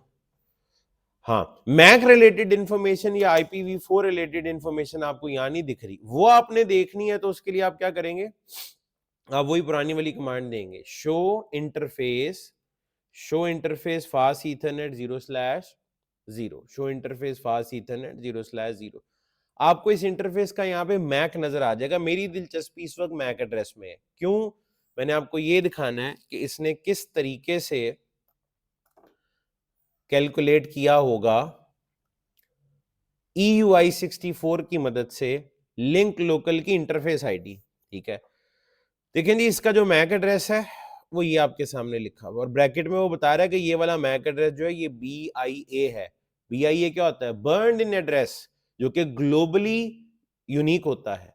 ठीक है जी, तो ये एड्रेस है इसका। ठीक है, अच्छा, मैक एड्रेस। ठीक है, इस मैक एड्रेस को अब हम क्या करते हैं जी, CC01FA40000 ये लिखा हुआ था। एक तो हमने इसको दो हिस्सों में, बराबर हिस्सों में स्प्लिट करना है, हम स्प्लिट कर देंगे जी। ये वेंडर कोड, ये यूजर कोड। वेंडर कोड को OUI भी कहते हैं, IEEE असाइंड भी कहते हैं।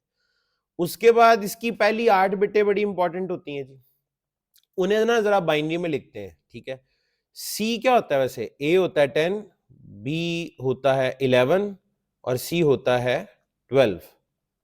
10, 11 और 12। ठीक है जी, अच्छा, 12 को बाइनरी में कैसे लिखते हैं? 1 2 4 8, 8 और 4 12, और ये 2 0 आ जाएंगे, तो ये क्या बनेगा? 1 1 0 0 1 1 0 0। ठीक है जी, ऐसे ही है, A 10, B 11, C 12। ठीक, तो 8 और 4 12। ठीक है जी, तो ये आपका इसकी बाइनरी यूं बनेगी, ये इसकी 7वीं बिट है और ये इसकी 8वीं बिट है। 8वीं बिट 0 होने से क्या होता है? ये एड्रेस मल्टीकास्ट होता है या यूनिकास्ट? यूनिकास्ट। ये एड्रेस क्या है? ये एड्रेस आपका यूनिकास्ट होगा। ठीक है। अच्छा, उसके बाद यहाँ पे जो इसकी 8वीं बिट आप 7वीं बिट जो आप देख रहे हैं, EUI 64 का उसूल यह है कि आपने इसको फ्लिप कर देना होता है। आपने इसको क्या कर देना है, आपने इसे फ्लिप कर देना है, ठीक है जी। तो हम इसको फ्लिप कर देते हैं, ठीक है। अगर 0 है तो आप इसको 1 कर देंगे, तो हम इसको 1 कर देंगे, ठीक है जी। 1 1 0 1 1, ये पहले ही 1 कर दिया आपने, और ये 0 ही रहेगा।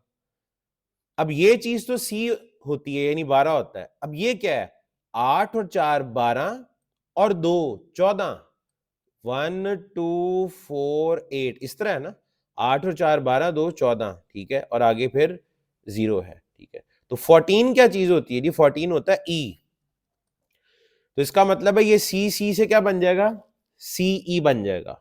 ये पहले दो हेक्साडेसिमल नंबर डबल C से CE में कन्वर्ट हो जाएंगे, डबल C की बजाय CE हो जाएगा। और ये दरमियान में आपने क्या इंजेक्ट करना होता है, ट्रिपल FE। अब जरा इसको पूरा करें आप, CC रिप्लेस हो जाएगा विद CE, ठीक है जी। उसके बाद 0 1, पहले ही आगे 0 1 ही था ना, 0 1, यहां पे कॉलन लगा लें। अब आप आगे क्या आएगा, 1F, फिर ये वाले 2F, तो 1 ट्रिपल F आ जाएगा। फिर आप कॉलन लगाएंगे, फिर आगे क्या आएगा, ये वाला FE, ठीक है जी। उसके बाद आगे क्या आएगा, A4 A4। उसके बाद आगे क्या आएगा, ये सारे जीरोस आ जाएंगे, ठीक है। ये आपकी बन गई EUI 64 मेथड से क्या चीज बन गई, इंटरफेस आईडी। ये है interface ID with EUI 64 bit method, ठीक है जी। अच्छा, अब उसने इसके शुरू में क्या किया होगा, यहां डबल कॉलन और FE80 FE80 FE80 लगा के, ठीक है, आगे उसने डबल कॉलन ऐड करना है, और ये आपकी सारी की सारी जो है वो बन जाएगी, आपका जो लिंक लोकल एड्रेस है वो ये होगा। अब आप चेक कर लें जाके जरा, अब देखते हैं क्या यही बनाया हुआ है या इससे मुख्तलिफ है। आपके नोट्स में मैंने ऐड किया था, यहां फिर देख लें, शो IPv6 इंटरफेस ब्रीफ, ये जी आपके सामने है, FE80 डबल कोलन, ठीक है। आगे क्या है, CE कहां से आ गया, ये तो CC था, 7वीं बिट को जब फ्लिप किया तो ये CE बन गया, हमने भी यही बनाया। CE01, फिर 1 ट्रिपल F, हमारा भी यही है, CE01 1 ट्रिपल F, आगे FEA4, और आखिरी ग्रुप जो है वो 0 है, ठीक है जी। 1 ट्रिपल F FEA4 और आखिरी ग्रुप 0 है। आपको पता है ये आप 4 0 की बजाय सिर्फ 1 0 भी लिख सकते हैं। इस तरीके से इसने इसकी क्या कैलकुलेट की है, लिंक लोकल जो आईपी था वो यूं निकाला है इसने, ठीक है। इसी तरह राउटर 2 ने अपना निकाला होगा, राउटर, अच्छा राउटर 1 2 3 और 4 का जो लिंक लोकल एड्रेस है डेफिनेटली वो डिफरेंट होगा। क्यों, सबके मैक डिफरेंट है, सबने अपने अपने मैक से निकाला होगा ना। एक राउटर के इंटरफेसेस जितने, उनका तो सेम हो सकता है, वो भी जरूरी नहीं होता, डिफरेंट भी हो सकते हैं, ठीक है, लेकिन सेम भी हो सकता है, डिफरेंट भी हो सकता है, उसमें कोई फर्क नहीं पड़ता। लेकिन एक राउटर के ऊपर लिंक लोकल आईपी सेम हो सकता है, लेकिन डिफरेंट राउटर के डेफिनेटली डिफरेंट होंगे, ठीक है। अच्छा, राउटर 2 पे आ जाए, राउटर 2 पे देख लें, शो IPv6 इंटरफेस ब्रीफ। पहले तो ये कमांड देते हैं, यहां पे इसके 3 आईपी हैं, ठीक है, ये ले, ये आपके नोट्स में भी ऐड हो गया, ये राउटर 2 है, ठीक है। और हर इंटरफेस के ऊपर जो उसका लिंक लोकल एड्रेस है वो लिखा हुआ है, और ये सेम ही है तीनों पे। अगेन राउटर 2 के तीनों इंटरफेसेस का ये सेम होना जरूरी नहीं है, हो सकता है सेम हो और डिफरेंट भी हो सकता है, उससे भाई एक राउटर के ऊपर अगर मल्टीपल फास्ट ईथरनेट इंटरफेसेस हैं, सबके अलग अलग मैक है, तो वो अलग अलग मैक से भी कैलकुलेट कर सकता है, ठीक है जी। हमारे केस में हम यूज ही एक फास्ट ईथरनेट कर रहे थे, उसने उसी के मैक को यूज किया है और सबको उसी की लिंक लोकल आईडी दे दी है।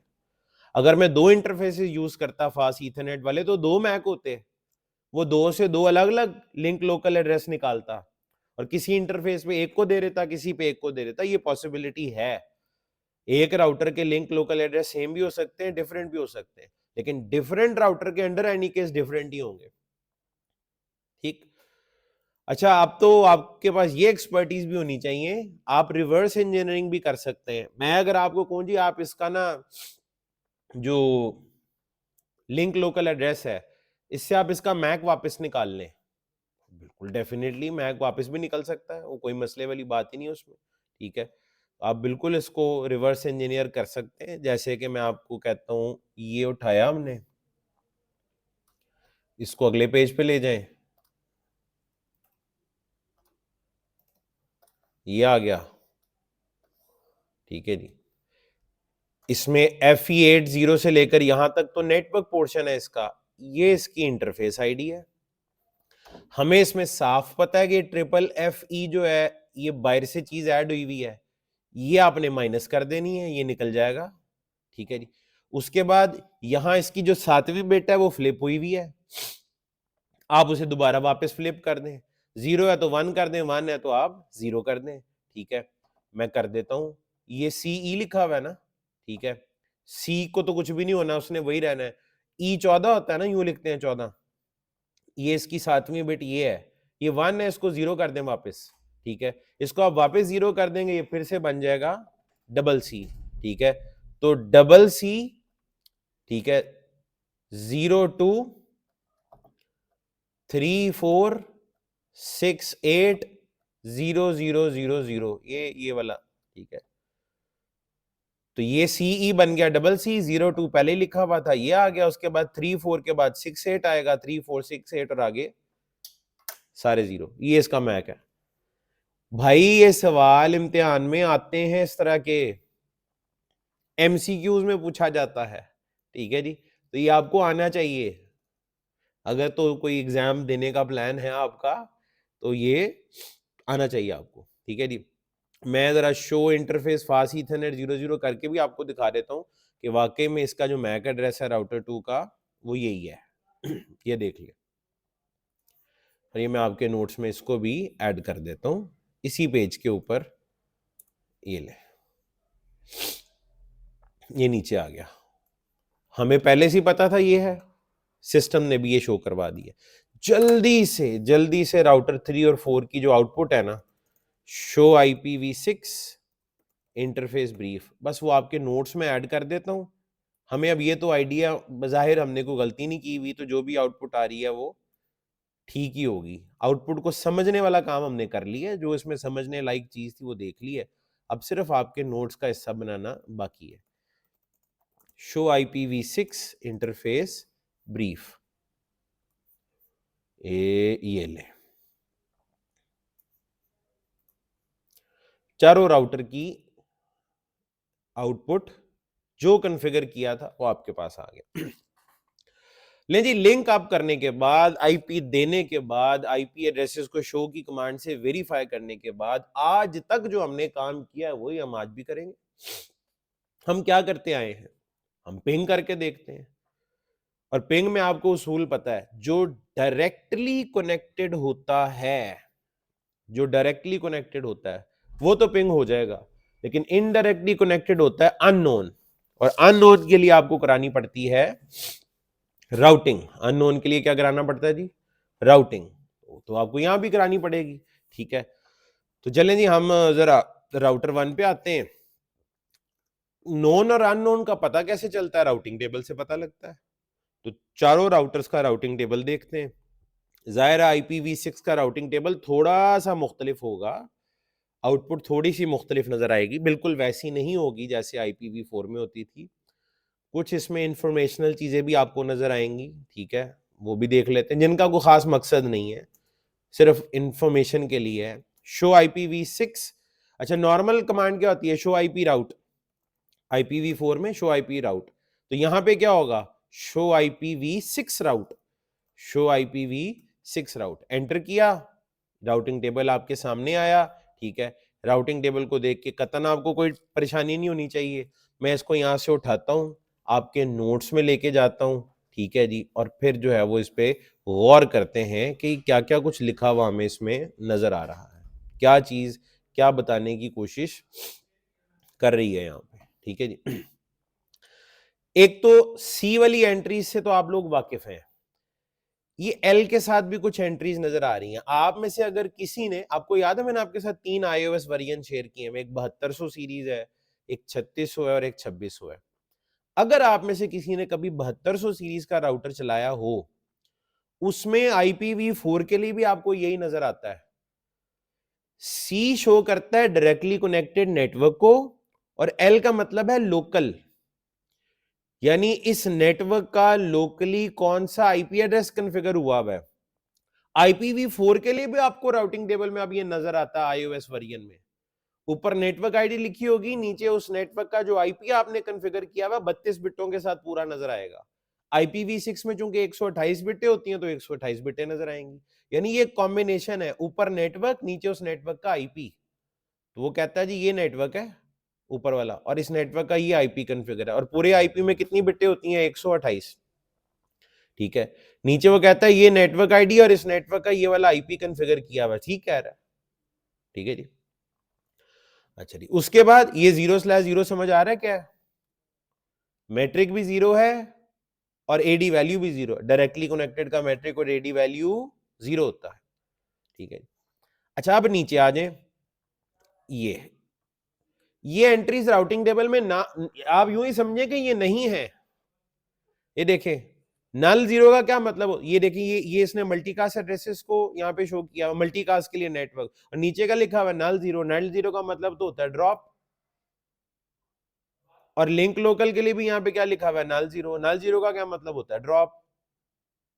यानी ये दोनों फिलहाल राउटेबल नहीं है। मल्टीकास्ट भी राउटेबल नहीं है, क्योंकि मल्टीकास्ट की राउटिंग इनेबल करनी पड़ती है। आपने कोई मल्टीकास्ट राउटिंग इनेबल की हुई है? नहीं की हुई ना, तो अभी फिलहाल मल्टीकास्ट भी राउटेबल फिलहाल नहीं है। लिंक लोकल तो ना राउटेबल होता है ना होगा, लेकिन मल्टीकास्ट राउटेबल होता है, लेकिन वो इनेबल करना पड़ता है। तो नल जीरो का मतलब आपको मैंने बताया था, इट्स अ ड्रॉप बकेट। इसका मतलब है लिंक लोकल एड्रेस को भी आपने पिंग किया यहां से किसी के, तो वो भी ड्रॉप हो जाएगा, और किसी मल्टीकास्ट एड्रेस को भी पिंग किया तो वो भी ड्रॉप हो जाएगा। ये चीज यहां ना भी दिख रही हो तो तब भी ड्रॉप ही होता है। तो ये इंफॉर्मेशनल है, वो आपको सिर्फ बताने की कोशिश कर रहा है, आपके जेहन में डाल रहा है, इशारा दे रहा है कि भाई ना तो फिलहाल मल्टीकास्ट ने पिंग होना है, ना ही लिंक लोकल ने। राउटिंग टेबल ऊपर वाला ही है आपका। बिल्कुल इसी तरह बाकी तीनों राउटर्स का भी राउटिंग टेबल आपको नजर आएगा, वो भी उठा के नोट्स में ऐड कर लेते हैं। राउटर 2 शो IPv6 राउट, ये जी टेबल राउटर 2 का आ गया, ये जा रहा जी आपके नोट्स के अंदर। इसमें भी जो नीचे वाली 2 एंट्रीज हैं, वो यूं ही समझे कि वो नहीं है, वो सिर्फ दिख रही हैं आपको। वो यही शो कर रहा है, they are not reachable, they are not routable. तो बाकी जो आपने राउटर इसके 3 इंटरफेस कॉन्फ़िगर किए हैं, उनके जो आईपी हैं, उनकी जो नेटवर्क आईडीज हैं, वो आपको शो हो रही हैं यहाँ पे। इसी तरह राउटर 3 पे भी आ जाएं, शो IPv6 राउट।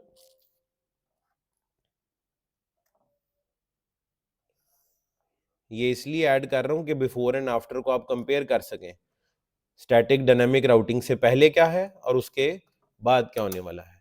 राउटर 4 पे भी आ जाते हैं जी, शो IPv6 राउट।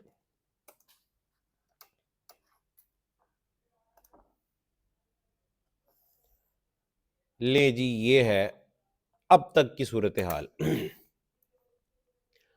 अच्छा, पिंग शिंग यहाँ पे कैसे होता है वो भी दिखा देता हूँ। यानी डायरेक्टली कनेक्टेड तो भाई पिंग होना चाहिए ना, तो वो कैसे पिंग होता है आपको दिखाता हूँ। राउटर 1 पे आए,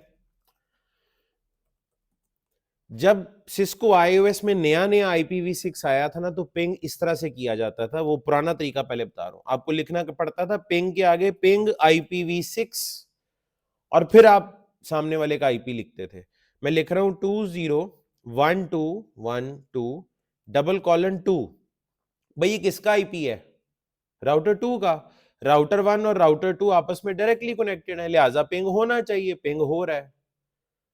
तो शुरुआत में क्या कमांड लिखनी पड़ती थी, पिंग के आगे IPv6 लिखना पड़ता था, लेकिन अब नए iOS वर्जन में आपको IPv6 लिखने की जरूरत नहीं है, सीधा सीधा आप लिखेंगे पिंग 2012:2 एंटर करेंगे तो ये आपके सामने पिंग हो गया। जाहिर है डायरेक्टली कनेक्टेड पिंग होना चाहिए, पिंग हो रहा है। ये पिंग की आउटपुट भी जा रही है आपके नोट्स में। दो तरीके हैं, दोनों से पिंग करके मैंने यहां दिखा दी। डायरेक्टली कनेक्टेड तो पिंग हो जाएगा, लेकिन इनडायरेक्टली कनेक्टेड चूंकि जो चीज इसके राउटिंग टेबल में नहीं है वो पिंग नहीं हो सकती। ठीक है, मिसाल के तौर पे मैं यहां से पिंग करता हूं FD:BB:B।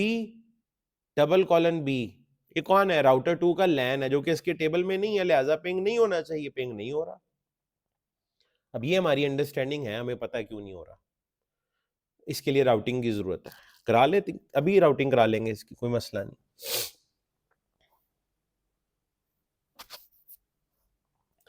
ओके जी, तो ये अब इसके बाद हाँ एक और बड़ी इंटरेस्टिंग चीज आपको दिखाता हूं। आप राउटर 2 पे जाएं, राउटर 2 पे आ गया, शो IPv6 इंटरफेस ब्रीफ। इसका जो लिंक लोकल आईपी है, लिंक लोकल आईपी सेम ही है ना, हर इंटरफेस का सेम ही नजर आ रहा है, सेम ही है, लिहाजा आप कहीं से भी पिक कर लें। सिक्योर सीआरटी में सेलेक्ट करने से पिंग हो जाता है ना, सिक्योर सीआरटी में सेलेक्ट करने से कॉपी हो जाता है, सॉरी, सिक्योर सीआरटी में सेलेक्ट करने से कॉपी हो जाता है, और राइट क्लिक करने से पेस्ट हो जाता है, बिल्कुल सही है। मैं राउटर 2 का लिंक लोकल आईपी कॉपी करके राउटर 1 पे आ गया हूं।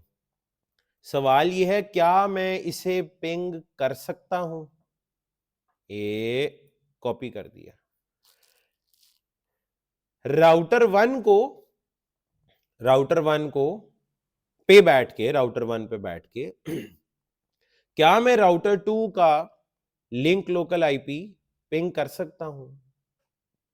आप कहेंगे आपने कहा था ये तो राउटेबल ही नहीं होता, पिंग तो ये नहीं होगा ना, क्योंकि राउटिंग टेबल में तो लिखा हुआ था नल 0 इसके लिए। सही कह रहे हैं आप, लेकिन एक बात गौर करने वाली है, ये जरा तवज्जो से इस पॉइंट को समझिएगा, ये इंटरव्यू में भी किसी ने पूछ लेना आपसे एक दिन। ठीक है जी, ये आया राउटर 1, ये आ गया राउटर 2, ये है उनके दरमियान वैन लिंक। इसका सीरियल 2/0 का जो भी लिंक लोकल आईपी एड्रेस है, उसकी नेटवर्क आईडी गौर करें, ये है FE80:/64। आईपी जो भी है वो अलग बात है, नेटवर्क आईडी ये है। राउटर 2 का जो सीरियल 2/0 है, उसका लिंक लोकल आईपी है, बिल्कुल है, जो भी है उसकी नेटवर्क आईडी तो यही है ना। सारे लिंक लोकल आईपी एड्रेसेस की नेटवर्क आईडी यही होगी आपकी। इस पूरी डायग्राम में जितने भी लिंक लोकल आईपी हैं, सबकी नेटवर्क आईडी सेम है, यही है। ठीक है, अब पूछने वाला आपसे ये सवाल करेगा, वो कहेगा यार देखो दोनों की नेटवर्क आईडी सेम है, आप कहेंगे सेम है, इसका आईपी अलग है, इसका आईपी अलग है, कहेंगे जी बिल्कुल। वो कहेगा यार सेम नेटवर्क के लिए राउटिंग तो नहीं ना करानी पड़ती, यानी सेम नेटवर्क के आईपी को पिंग करना हो तो राउटिंग तो नहीं ना करानी पड़ती, आप कहेंगे जी बिल्कुल नहीं करानी पड़ती, वो वैसे ही रीचेबल होता है। तो वो कहेगा क्या राउटर 1 से आप राउटर 2 का ये आईपी पिंग कर लेंगे? क्या ये पिंग हो सकता है? क्योंकि दोनों की नेटवर्क आईडी तो सेम है, दोनों की नेटवर्क आईडी तो सेम है, तो पिंग तो होना चाहिए। तो इसका आप क्या जवाब देंगे? इसका बेहतर जवाब ये होगा, अब इसको यूं समझाएंगे, आप कहेंगे बिल्कुल एक लिंक है, आमने सामने नेटवर्क आईडी सेम है, दोनों के आईपी मुख्तलिफ हैं, लेकिन जब आप ये पिंग करेंगे ना, तो चूंकि लिंक लोकल राउटेबल नहीं होता, और आप कहेंगे राउटिंग टेबल में इसके आगे लिखा हुआ था नल 0, और नल 0 ड्रॉप बकेट होती है, तो उसूलन ये पिंग नहीं होना चाहिए, उसूलन ये पिंग नहीं होना चाहिए। लेकिन सिस्को आईओएस में इसका एक तरीकाकार मौजूद है, इसका एक तरीका मौजूद है, अगर आप पिंग करना चाहें तो आप कर सकते हैं। वो कैसे? आप ये लिख के जब एंटर करेंगे ना, तो जरा गौर करें, राउटिंग टेबल में तो लिखा हुआ था नल 0, लेकिन चूंकि लिंक लोकल है तो इसके लिए एक खुसूसी रियायत है। वो कहते हैं यार तुम मुझे आउटपुट यानी आउटगोइंग इंटरफेस जो होता है याद है ना, राउटिंग कराने के या नेक्स्ट हॉप के दो तरीके होते हैं, या तो आउटगोइंग इंटरफेस होता है या फिर नेक्स्ट हॉप का आईपी। वो कहता है अगर तुम मुझे आउटपुट इंटरफेस बता दो ना तो मैं इसको पिंग कर दूंगा। सिस्को आईओएस में ये सहूलत मौजूद है और ये सहूलत सिर्फ और सिर्फ लिंक लोकल आईपी के लिए है। आज तक कभी ऐसा हुआ है आपने पिंग के आगे आईपी लिख के एंटर किया हो तो वो कि मुझे अगर रास्ता नहीं पता तो आपसे मौके पे पूछ ले कि मुझे आउटपुट इंटरफेस बता दो, नेक्स्ट हॉप का आईपी बता दो, मैं चला जाता हूं। ये सहूलत सिस्को आईओएस में सिर्फ और सिर्फ लिंक लोकल के लिए है। तो यहां पे आउटगोइंग इंटरफेस क्या है, राउटर 1 का कौन सा इंटरफेस है जो राउटर 2 की तरफ जा रहा है, दैट इज सीरियल 2/0। यहां पे अब बड़ी इंपॉर्टेंट चीज है, सीरियल का एस कैपिटल होना चाहिए, सीरियल के बाद 2/0 में स्पेस नहीं होनी चाहिए। अगर आप इसको इस फॉर्मेट में लिखेंगे तो ये चलेगा, अगर कोई ऊंच नीच की, कैपिटल को स्मॉल किया, स्मॉल को कैपिटल किया, दरमियान में स्पेस डाल दी तो ये नहीं चलता। एंटर करें, पिंग हो जाएगा, क्योंकि वो राउटिंग जो नहीं हुई थी वो आपने करा दिया है, आपने रास्ता बता दिया है, आपने कह दिया भाई ये इस इंटरफेस से बाहर निकल जाओ, जब बता दिया तो वो निकल गया। लेकिन इस पे आप ये नहीं कह सकते कि ये राउटेबल हो गया है, ठीक है जी, राउटेबल तो ये अब भी नहीं है। लेकिन सिस्को आईओएस में इसको पिंग करने के लिए यूं समझे एक इस्तिस्ना हासिल है, एक एक्सेप्शन है जो यहां पे इसको दी गई है, ओनली फॉर लिंक लोकल, ठीक है जी। तो इसका जवाब इतना सीधा नहीं है, किसी बंदे ने पूछा पिंग हो जाएगा, आप कहते नहीं होगा, ये तो गलत जवाब हो जाएगा, फिर आपको पूरी कहानी लिखनी पड़ेगी, पूरा पूरा जवाब समझाना पड़ेगा कि लिंक लोकल एड्रेसेस राउटेबल नहीं होते। राउटिंग टेबल में इसके आगे नल जीरो लिखा होता है, नल जीरो इज ड्रॉप बकेट, उसूलन तो ये ड्रॉप होगा, लेकिन सिस्को आईओएस में जब आप लिंक लोकल आईपी को पिंग करते हैं ना तो वो आपसे आउटपुट इंटरफेस पूछ लेता है, सही इंटरफेस अगर आप बता देंगे तो ये पैकेट बाइट निकाल देगा, पिंग कर देगा। तो ये तरीका है जिससे आप इसे पिंग कर सकते हैं, ठीक है। तो ये जरा थोड़ा सा पूरी ये जरा मुश्किल सवाल है, इसका जवाब हाँ या ना में देना मुश्किल है, ठीक है जी। अगर मगर के साथ ही दिया जा सकता है, विद कंडीशंस दिया जा सकता है, अदरवाइज ये एक लाइन का जवाब नहीं है इसका। आप ये कह ही नहीं सकते पिंग नहीं होगा, आपके सामने पिंग हो गया, लेकिन कंडीशंस हैं, उनकी वजह से पिंग हुआ है, ठीक है। तो ये तरीका कार है जी। तो फिलहाल आपके डायरेक्टली कनेक्टेड जो जी पिंग होना शुरू हो गए। लेकिन जी जितनी लैब मैंने यहां तक की है ना, अभी ये देखें, मैं ये आखिरी वाला पेज ये भी उठाता हूं यहां से यहां तक, लो जी, जितनी लैब मैंने अब तक की है ये आप लोगों ने भी करनी है। आधे घंटे की बेशक आप ब्रेक करें अपने पास, उसके बाद आधा घंटा लैब करें। मैं आपसे करूंगा 12 बजे मुलाकात। इस दौरान आप लोगों की जो आज की असेसमेंट है मैं वो भी बनाऊंगा। वो असेसमेंट मुकम्मल तौर पे बीजीपी के ऊपर बेस्ड होगी, ठीक है। और जब हम 12 बजे दोबारा मिलेंगे तो IPv6 का जो राउटिंग वाला पोर्शन है, यानी अब इससे आगे राउटिंग है ना, हम चाहते हैं each and every IP address reachable हो जाए, पिंगेबल हो जाए, तो उसके लिए तो राउटिंग करानी पड़ेगी। तो वो राउटिंग आप कैसे कराएंगे वो हम देखेंगे। उसमें स्टैटिक राउटिंग भी शामिल होगी, उसमें रिप भी होगा, उसमें ओएसपीएफ भी होगा और उसमें बीजीपी भी होगा, प्लस उसके अंदर हम रीडिस्ट्रीब्यूशन भी करेंगे। ये रीडिस्ट्रीब्यूशन आप इसमें कैसे कर सकते हैं, तो रीडिस्ट्रीब्यूशन भी शामिल होगी, ठीक है जी। और उसके बाद फिर हम असेसमेंट करेंगे। अब अगला सेशन जो 12 बजे से ऑनवर्ड्स है वो आखिरी सेशन होगा, वो जितनी देर मर्जी चले, घंटा 1.5 घंटा, ठीक है जी। और जैसे ही वो सेशन मुकम्मल होगा फिर आपकी उसमें उसके बाद असेसमेंट होगी, और असेसमेंट जैसे ही आप दें उसके बाद आप मीटिंग छोड़ के जा सकते हैं, ठीक है। अभी आपकी ब्रेक है जी, 12 बजे मुलाकात होगी।